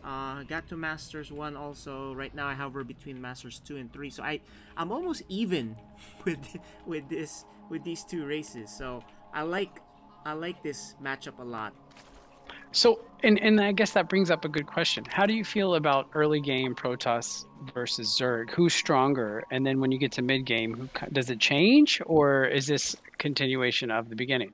Yeah, it just depends on who opens up what, right? So if Forge is the choice for Protoss, and you get Cannon Rush, you're screwed as Zerg. Now if you 12 pool, like that means you got a pool right at the 12th drone, and you're Protoss and you don't scout, or you go Nexus first, you're screwed. So really just, but even to even, right? Even matchup. Like, let's say you have the standard opening for both of them, then it's a battle of not taking damage to Reapers. But as we see that, Sep, what do you see here? Right, this is one of SirMalagant's go-to build, right? Which is an early Dark Templar. And this is a really early Dark Templar play. Yeah, it's actually one of the earliest builds that you can get for Dark Templar. If you don't catch this, you're just dead. And it's not as all-in as it used to be, because Dark Templar Shrine and Dark Templars are cheaper. As of a couple years ago, they made them cheaper, so you can actually transition out of this. Yeah, and then most people, if they make 4 Dark Templars and they've seen that there is already detection established for the Zerg, they just make those Dark Templars into Archons, so you can transition and still go on through your regular standard play. Exactly. But if they are not ready, right? If the Zerg is not ready, he does not have any spores, which looks like he is putting one, you can just die right away, right? But he has a spore in each base, so I think he might be okay. He needs to be in position so that they won't get sniped really quickly. The spores are actually pretty fast, so I think he's expecting Oracle, like really fast proxy Oracle or something. Yeah, and at this time, 4 minutes, you should have your third already as Zerg. Right? Yeah, he's 2-basing it. 2-base Zerg is scary because they can either be going, rushing to mutas or some sort of. Yeah, but here are the Dark Templars. He is already making roaches and roach speed. I think he spotted the Dark Templars because he starts running back. Now the DTs just run out of range. The DTs instead goes to the main and starts swiping at these drones. He gets 3 kills so far, and I think he's gonna be content with that. He's just gonna run out. Yeah, the spore is out of position, man. That's the problem. Yeah. The spore is way up there. Yeah, he's gonna need to move that spore in time because you know what? These DTs can get the. No, don't do it. Oh, bad move. No, bad move. I think he could have sniped this Roach Warren. Oh, right? Man, you know what? Yeah, he doesn't actually kill that much. He killed 3 workers, 4 units, but he lost 2 Dark Templars. He did. That's not worth it. I think he got greedy, right? When he had the Dark Templars in position to kill that Roach Warren, he should have just gone ahead and killed it. Just you can tell that it was upgrading, right? And the fact that it was upgrading, that means Freeden was serious about this Roach Warren attack. And now he's gonna lose more units. Maybe. The Dark Templars do make it past, runs by the entire army, kills some more drones. Oh, you know what? This is gonna do a lot of damage if he goes up to the main base, but you know what? He does not. But 8 though. 9. And the more important thing is, it made Freeden go back. 11 workers killed by that Dark Templar, I think. Yeah, so it made him go back. So now he'll have time to prepare. He can chrono out his Immortal, right? Because these are all really roach compositions. Yeah, Freeden's way ahead. I mean, SirMalagant is way ahead now because Zerg is on 2 base. They have less workers. Yeah, 10 less workers. That's crazy. Yeah, and then you're not going to be able to break this that easily with a shield battery and an immortal. Yeah, forget it. There's also this thing called battery overcharge now. Yeah. And you know he has charge done, I think. Yeah, he does have charge. Yeah, he's gonna shoot the Zergling force, Zerg force away. Here's you know. He's even taking a third, man. That's crazy. Yeah, and then he's dropping down his forge, ready for the late game. He's gonna start doing his upgrades. And so the third being taken by the Protoss head of the Zerg is not a good sign for the Zerg. Yeah, the key play there was when the Dark Templar snuck around and killed so many workers. Yeah, and here's that guy. Well, so this is one of the things that this is what he's famous for. Yeah, SirMalagant's strength, right? He's always had good map presence. He's always pushing some sort of pressure, and so that's one of the good things that he does, and it's paid off for him this time. He's gonna lose his Dark Templar though.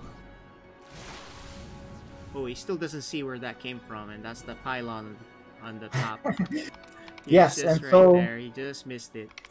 For those who are going to be playing SirMalagant in the future, right, you always have to look around the vicinity of your bases for these proxy pylons. Yeah, all right, so he drops a Robo Bay. But I think he has a lot of roaches here. He can do damage. He can definitely do damage. There are 2 mortals. Stalkers are being warped. There's some zealots that charge way past where the immortal support would be. There's a lot coming. He can kite this and kind of move in. If he picks off that immortal. Yeah, that is a lot of units. There's no shield battery here, so this is a smart move. Yeah, but he needs to kill that. Or there's no Warp Prism to juggle these immortals. Yeah, no, this is good for Freeden, actually. For Freeden, yeah. Take what you can get and go back and just keep reinforcing. And that's what he's doing. He keeps sending more units, more lings. Yeah. He's gonna kill this Nexus, I think. I don't think this is worth saving if you're Malagant. I think you need to let it go. And at the same time, Freeden is getting his third almost done. Yeah, if you watch GSL, Tasteless kept saying this is the sunk cost fallacy.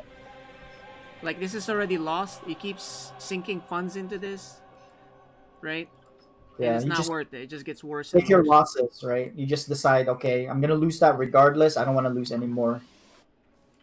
But let's see, he's making a Colossus. Colossus do not fare well against roaches. Yeah, exactly. He needs disruptors.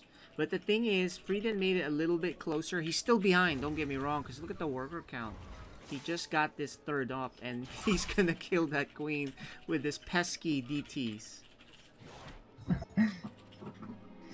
Yeah, the DT is still annoying. The two, they just need to run away now. Oh, trying to get more kills here. 2 more.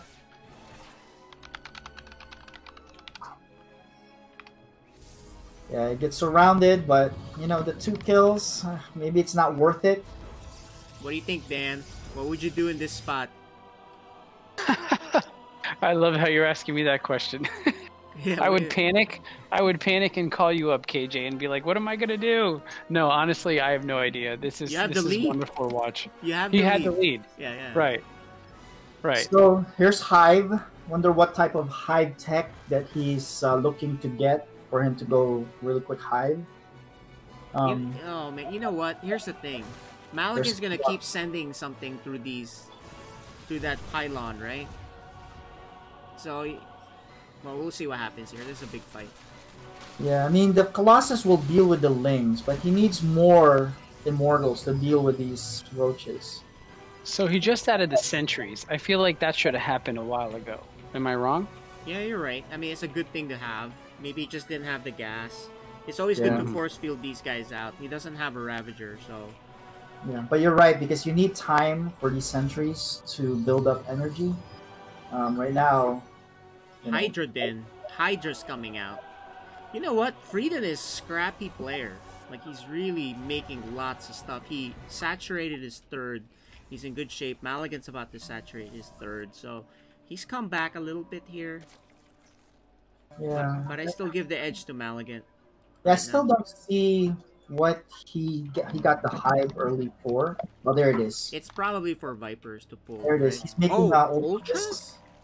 Yeah, Ultralisks and that last upgrade for the Zerglings. So that's odd. He's doing Ultras, but yeah, I mean, so he is ahead in supply. I'd like for him to expand more, but you know what? He is utilizing all his his bank. Yeah, fourth base for Zerg, so that's a little bit late. But like I said, you gotta clean up this pylon. Look, he's gonna just keep doing this. And if you don't have static defense, which is just now adding, it's really annoying. And if you don't pay attention, you're busy somewhere, your whole mineral line is wiped out. Yeah. So Zerg is ahead in upgrades though. Yeah, and army. Here comes the Ultras. You know, so SirMalagant needs to identify this and start, drop down a second Robo. But he is putting down a Stargate and Templar Archives. Yeah, what I'd love for Freeden needs a Ravager, at least one. Because if you get force fielded, and then look what happens to you. Yeah, so the macro of Freeden is actually pretty good. Once he got there, I think he got too aggressive early, but he's about to max out. Why is he bringing these Overlords? Is he gonna do a drop later, or maybe he hotkey?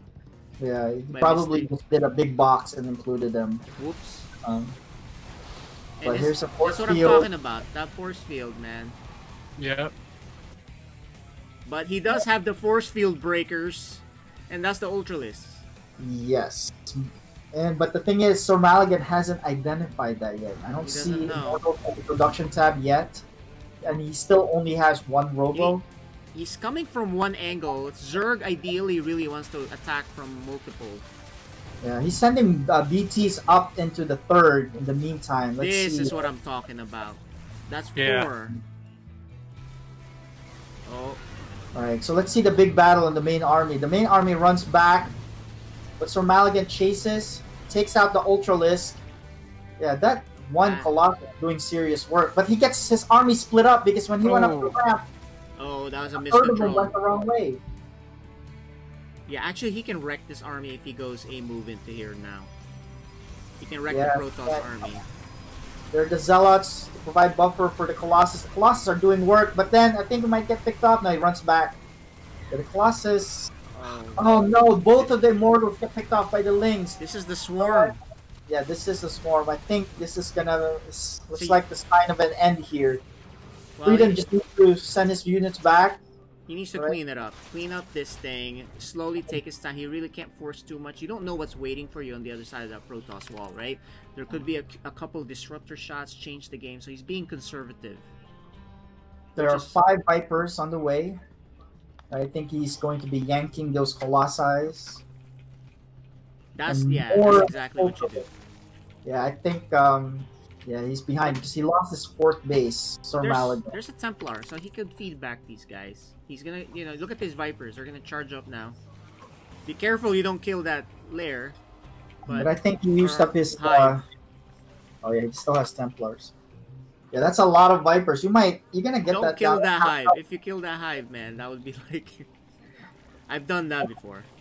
I always do it on the extractors. Exactly. I make extra extractors and do it on them.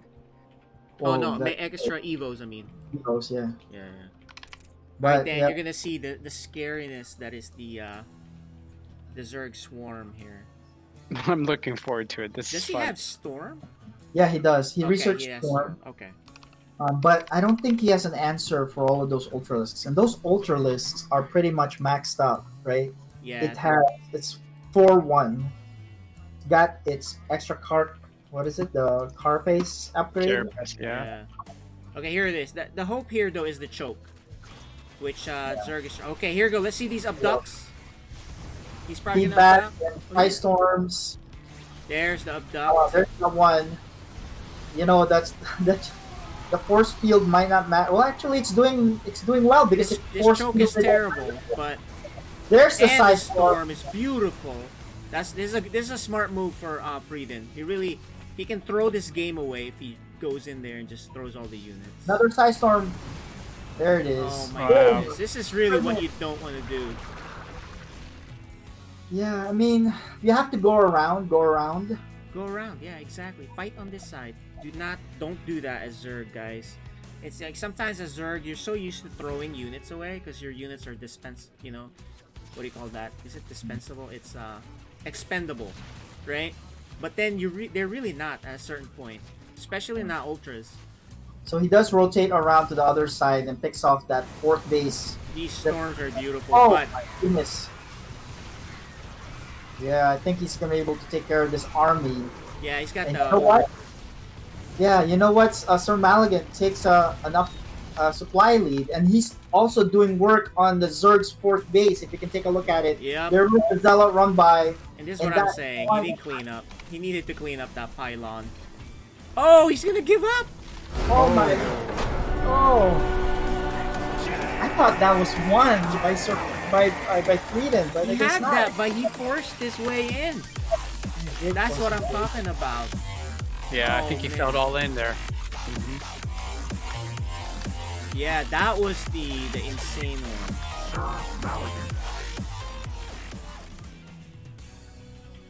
Alright, well, what are you gonna do?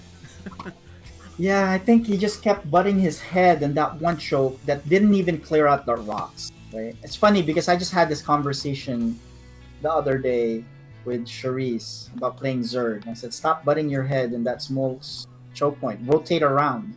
Yep. And I think Freeden did exactly that. That's what they want you to do. That's the Protoss dream. Like, yeah, go ahead and choke yourself.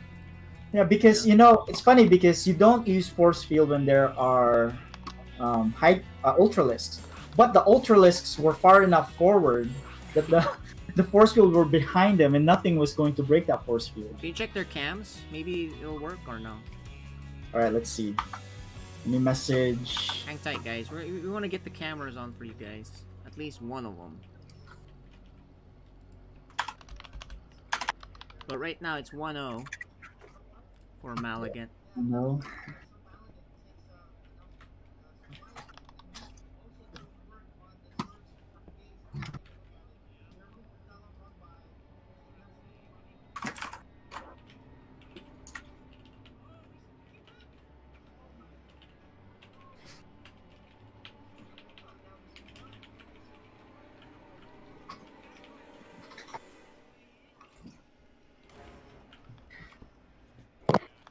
Alright, I think we are...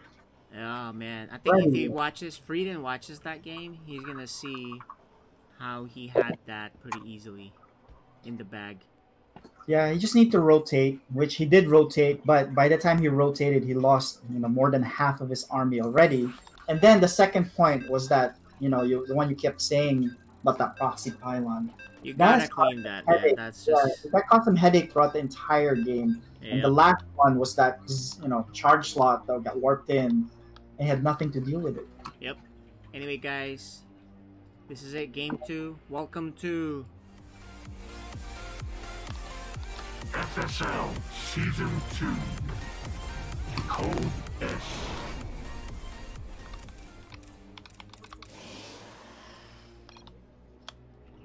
Alright. Dan, would you like to introduce the bottom player? Sure. In our bottom right-hand corner, spawning with the green Protoss, we have SirMalagant. He's up 1-0.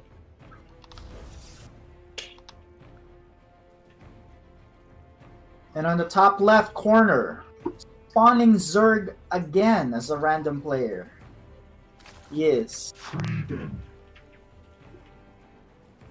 Okay, smaller map, which means the roaches, the roach style that he did in game 1 can hit earlier, stronger, right?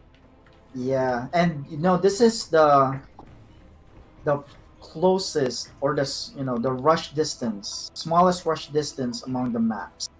Yeah, what's the standard? Like 34 seconds or something like that? No, I think this is one of the the fastest one that you can get across the map. Yeah, I don't know what the timing is from map to All map. I know is that, you know, most people for Zerg, they just go 12 pool here because it's so close.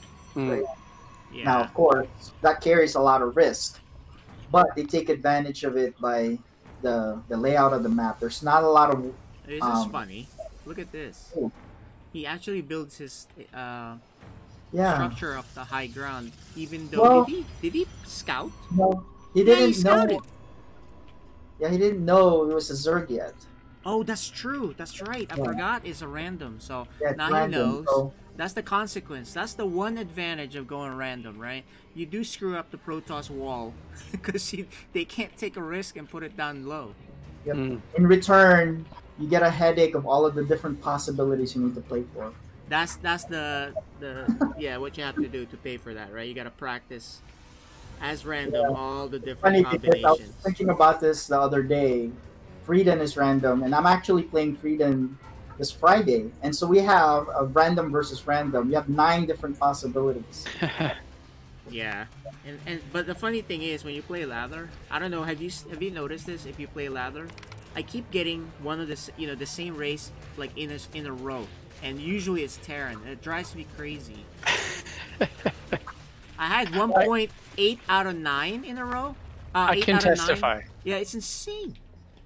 Alright, so this game is totally different from the last. It's a Stargate opener, and there are no Roach Warrens. Whoa, right? But look at all these things. That's a pretty big amount of links to start off. Yeah, with. that's a lot of links. And he's going around. He's trying to avoid that. This is a lot. Oh my gosh! Actually, this is a lot. This is yeah. You know what? He stopped. I think this is. No, but this is enough to do a lot of damage. Yeah, he might lose. He's gonna need to play probes here. Oh boy. One adept is not going to be enough. That pylon's going to fall. Crucial pylon. Oh, that adept kind of. On the other side, the adept is killing workers, so you have to be surrounded. Meanwhile, but he's losing. He lost 8 probes already. Yeah, and he actually can die though, because look, Zerg can just keep spamming lings, and you don't have a wall. This is what I'm talking about. Yeah. Well, this might be a quick early game. He's gonna kill a lot more probes here. It's not even cleaned up yet. He's gonna get this pylon that'll stop any more fighting units. Yeah, no warp gate. Yeah, this is GG. Oh no, he. Okay, he's gonna go back up. Yeah, he's not gonna be able to stop. There's more links. You actually want to kill that pylon? Yeah, you do. I think he was trying to prioritize that stalker, but you just killed that pylon. Kill that pylon because it's an issue. Yeah, he's trying to get that one stalker. But you know, this is causing mining time. He's not getting any income. He's stuck at 21. The pylon's about to go down. There you go. Yeah, I think this is it. There's 10 more links, and like I said, this is the fastest rush map. They'll get here 5 seconds as soon as they spawn. Hold on. There are more links incoming. Let's see if he overdoes this. There's still a very small chance. Yeah, I say very small, as in he's got 18 probes, right? And there's more links. They're just streaming across. I think if you substitute stats here, he can still win. I don't know about that, but you know, this is just an A move at this point. Yeah, not now. I agree with you, but earlier I think he could have. Yeah, I think he got greedy with that early Nexus. You know, once you found out that this was a Zerg, I think you would have prioritized getting your wall up first. Yeah.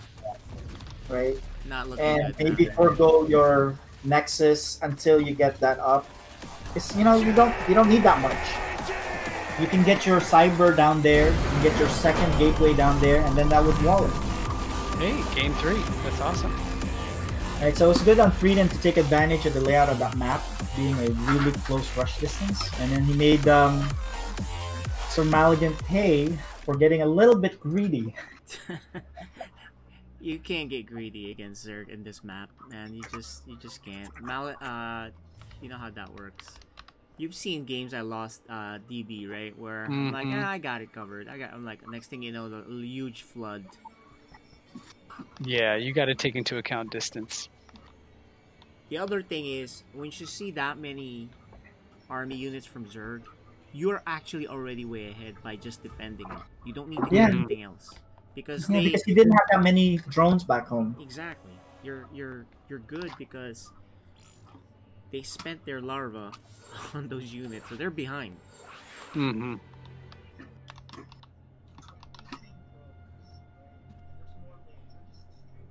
Okay, Alright, we have game 3, guys. Another game 3. This is good. No, Watch it be a PVZ again. You know, by rule of random, based on Blizzard algorithm, it'll be another. Yeah, they're just really gonna prove that they can play PVZ. All right, so our second best of 3 of the night, third game. Yep.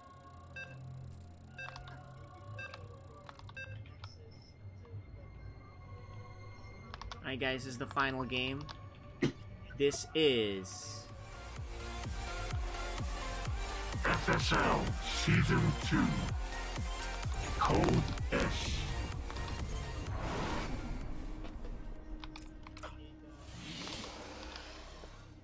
Alright, go ahead guys, introduce the players first. Alright, as I said, Blizzard algorithm allows us to have this last map with the Protoss spawning on the bottom left. We have SirMalagant.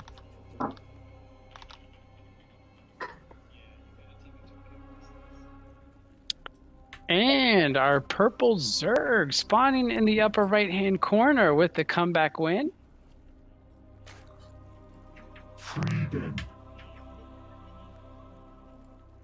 1-1, boys. It says best of 1. I don't know how to edit that, update that on the thing, but it's a best of 3, guys. Otherwise, we should have been over. But all right, so standard build, hatch first. let's see if Malagant is more careful this time. Yeah, he's looking now, but ooh, it's a forge first. I mean, forge second. That's an early forge. He may think about cannoning this, actually. Yeah, I think he's saying, oh, there it is. But that Overlord's gonna spot it. So let's see if Freeden reacts to this and pulls his drones to stop it. He sees it. Okay, it's there. It's within vision already. Now let's see what he does. We're gonna go through Freeden's point of view. What does he do? And there. He ignores it. Ignores it. He doesn't. It's like he sees it now, but he's still ignoring it. Is he you pulling? need to pull workers. You have to pull workers. Yeah, he's gonna. Yeah, this is gonna be. It's too late. Too late. I think it's gonna be too late now. Why is he ignoring this? Is that in range though? Is that cannon in range? Yes, I think it's in range of the. He didn't look. He's even gonna expand. What is going on here? No, he cancels the expansion. Yeah, he expands on the other So side. he just moves his second base on all the way to the third. But I think SirMalagant's gonna cannon this one too. Of course. So let me tell you guys, right? I think you could easily stop this by pulling 4 drones, target that, and then a 5th drone to chase away this probe.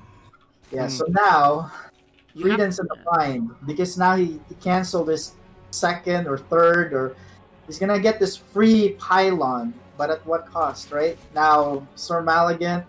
Oh, he's gonna go. Where's he going? Nice. He's gonna try to punish. Yeah. Is he trying to punish? Yes, I think he is. Now, there's only one Zealot on the way, and... He doesn't even have speed. Oh, he finds the other expansion. Of course he finds this. Yeah, you can't hide things from SirMalagant for some reason. You can't do that. Got the 6th sense. But here you go. Let's see what these lings do. There's a Zealot there already, so...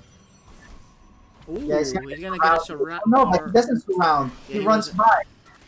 You know, he wants this advantage because you need 4 lings. Yeah, he had that, but he wasn't paying attention. So, but he does force a cancel. There's 2 Zealots now. I think that's enough. Oh, he should have finished that cannon. It was really a few swipes off to finishing it. Yeah, there's 2 now. That 2 is enough to clean up these lings. He can get nothing out of this. I think if he just kind of let the 2 lings die and at least kill the cannon, that's perfectly fine. But now you get nothing out of these 5, right? Yes, in terms of matchups, right? In a vacuum, you need 4 lings to kill a Zealot when you surround it, right? And so once you have those two there, Hey, and look at this cannon. by side. Oh, there's a cannon. Like, are you kidding? And the problem is, there's a DT shrine. Yeah, I think this is not looking good. I wonder if it's gonna finish before. Let me see. Oh no, the layer will finish before the DT shrine, but yeah, that didn't do any good last game. So the DT still did damage, right? He still has to clear out his expansion too. It's still there. That base there, so we're gonna be back. No, it's actually out of range. Okay, I'm sorry, I'm wrong. Lost focus. Yeah, so it is not in range. That's what I was wondering. It was too far there. Well, here's the thing, right? This is that sunk cost thing. I think you just let this go. Yeah, he's still making spines there. There is a shield battery, so that means these spines. Oh man, look at this. Spine versus cannon. Not gonna work with that much because the burrow time is just too long. Here, the 3 DTs warping in. Even though it's a slow warp in, but I think it's gonna do a lot of damage here. Yeah, this might not even an overseer. I think the way SirMalagant does this, he sends one down there. This is gonna be GG, man. Unless he somehow magically. Yeah, there's no. Yeah, he's gonna see that spore. He can probably focus that out really quick, but he chooses to get the queens. No, he's still deciding. He's running back and forth. But this reminds me of that game, Dark Menace versus There it is. Where that's you it. know, he got swindled. All right, that was our quick game 3.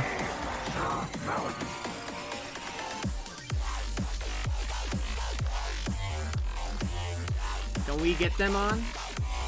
Yes. Hold on. Let me. Alright, guys, we're gonna try to get them on. We want at least an interview with these guys. Hey, can you hear me okay? Good game, guys. Yeah, good game, man.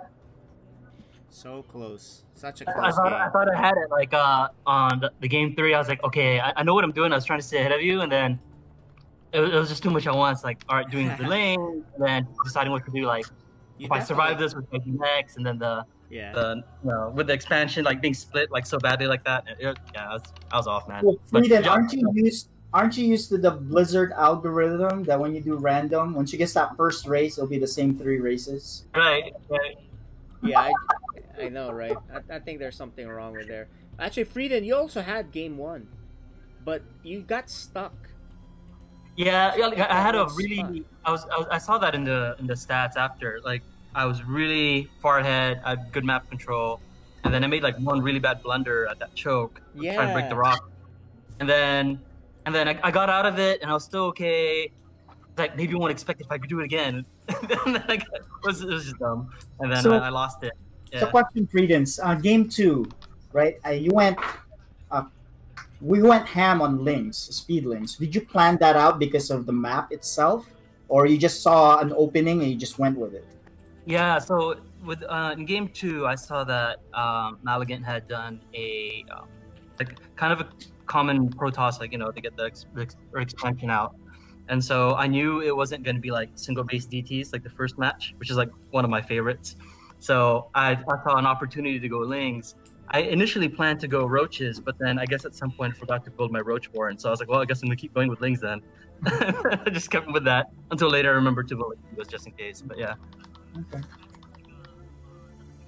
All right, well, you guys may face each other in the playoffs, so just be ready for the shenanigans.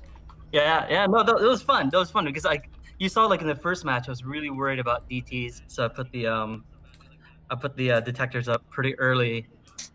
Because I mean, I do the same thing, man. I see, I'm like, this is gonna be. Let's just see how this plays out, and then so I held that off, and I was pretty happy with my performance doing that. But then I just one really big blunder in the late game, and then I doubled down on it. So it was fun. Yeah, no, nice job, still, right? And it is the regular season, so playoffs is where it matters. So nice game, and we'll see you next time. All right, sounds good. See you guys. Hey, good game, man. Take care. All right. So Malagant, we didn't interview you yet, man. I know. Get your cam on, dude. Yeah, his camera's on. There it is. Yeah. So, Game 1, right? Did you know how far behind you were. Dude, I know I was way behind when I saw him had ultras. I was like, son of a bitch. I'm sorry. Hey, family StarCraft League. I know, right? Excuse me, French. So yeah, when I saw his ultra, I was like, oh my god, I'm so way behind. So that's why I had to make something happen. But good thing I got lucky there. When I told him, I told Freeden, I got lucky on that choke. When you got choked up on that rock, when my storms connected, he lost a lot. So that was a good thing for me. And then my harass zealots on the top and DTs kind of worked too. So yeah, I got lucky there. And then game 2, right? I noticed that you tried to wall the top of the ramp first because it was random. Yeah. But then you continued to wall on the top. You didn't transition your wall to the bottom. Yep, right? That was a mistake. And didn't put a battery shield too. A shield battery. Yeah, I didn't put a shield battery there. I was like, oh my gosh, of all the thing I forgot. And last question for me. So the third game, you didn't initially plan on Cannon Rush. No. But did you decide to put down the Forge once you found out he was Zerg? Yes, that's why if you notice when we after making 2 probes, I sent one right away. I didn't even wait for a pylon and probe. So I went to scout right away. Actually, scouted, and when I saw that was my plan, I said if he's Zerg again, I'm gonna go cannon just to harass his bases. So it kind of worked. Cool. Yeah. All right. Any other questions, DB? Yes. So okay, Mr. Malagant, you are now sitting. If I'm not mistaken, tied for first, or at least right behind Neutrophil. Your next game, of course, is Neutrophil. So, yes, this is the big one, and I just want to know. I mean, obviously, you make it to the playoffs, right? So nothing to worry about there. But going into the playoffs with that first position would be nice. What do you think you need to do to prepare for Neutrophil? Dude, I need to be Terran to cheese him. No, just kidding. I'm Terran? gonna follow what Seth did. No, I'm just kidding, man. I'm gonna follow what Seth did. I'm gonna put a fake proxy and then I think he'll be ready this time. He didn't like I know, that right? loss. You need to come up with something new. I know. Oh my gosh, I have to practice on my macro actually because it's kind of hard. Today, good change of pace and changing your strategy on the fly and got that third win. Yeah. Yep. Yeah. Nice job. That was a good switch. Very good. So before we end, guys, let's take a look at the standings.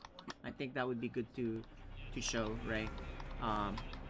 As we had already mentioned in there, right? You know, this is not updated yet. This is actually Wikipedia. But LittleReaper and Fluffy, LittleReaper jumps to first place. Right? Oh wow, nice! Right, with that 2-0 win. That was actually very good win for him. And then the other side, AXE gets his first win. Spaghettio, actually no, AXE got 1 game win. But right? Not the match. So I think that's pretty good for Spaghettio. Just like it'd be nice to see this updated actually. Yeah, so Spaghettio takes second place, right? And the first group, Fluffy and LittleReaper are pretty much in. So it's really, you have this 4-way battle. Right. Fighting for that last spot. And they all have 1 win, right? So DB, yes, you take a big lead here if you win your next game because you're only at 1 and 2. The rest are 1 and 3. Yes, but I'm facing Miguela, who I know is going to bring some kind of mothership on me and just totally scare me half to death. So we'll see what happens. But yeah, this is exciting. This is really close. Good. Yeah. Yeah, it's gonna be fun. All right. All right. So that's then Group B. You have Spaghettio taking second place, and it's really a battle between Sloza and Very Cool.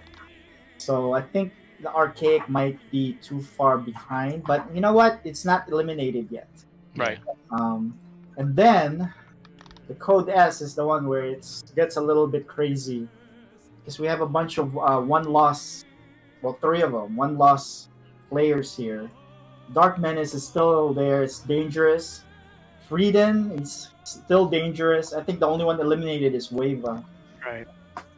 So I think we have the game is this Friday is between myself and Freeden. Yeah, so here's the schedule. So here you go. So this Friday, the next night we broadcast is Miguela versus DB, Archaic versus Sloza, and Freeden versus F. So that's gonna be really cool, and that would be the third to last game of the season. It's gonna pretty much seal things up, I think, by the second to last night. Yeah, okay. I think we're almost there. And like I mentioned at the beginning of the cast, right, we're still going to be using the old maps from the previous season for this FSL season. And then for the playoffs, right, I don't know what you guys think, but I was thinking about using the new maps. Yeah, no, we have plenty of time. Playoffs is plenty of time, right? That's another week or two. So definitely let's do that. We don't want to be too lagging on that. But yeah, so gives players enough time to get familiar with these new maps. So a few weeks will be enough. Should be good enough. So. Cool. All right, guys. Well, thanks for watching us tonight. Yes. I appreciate the casting, the commentary, and the fun games. Good night, y'alls. GG's. Bye, guys. GG's. Thank you.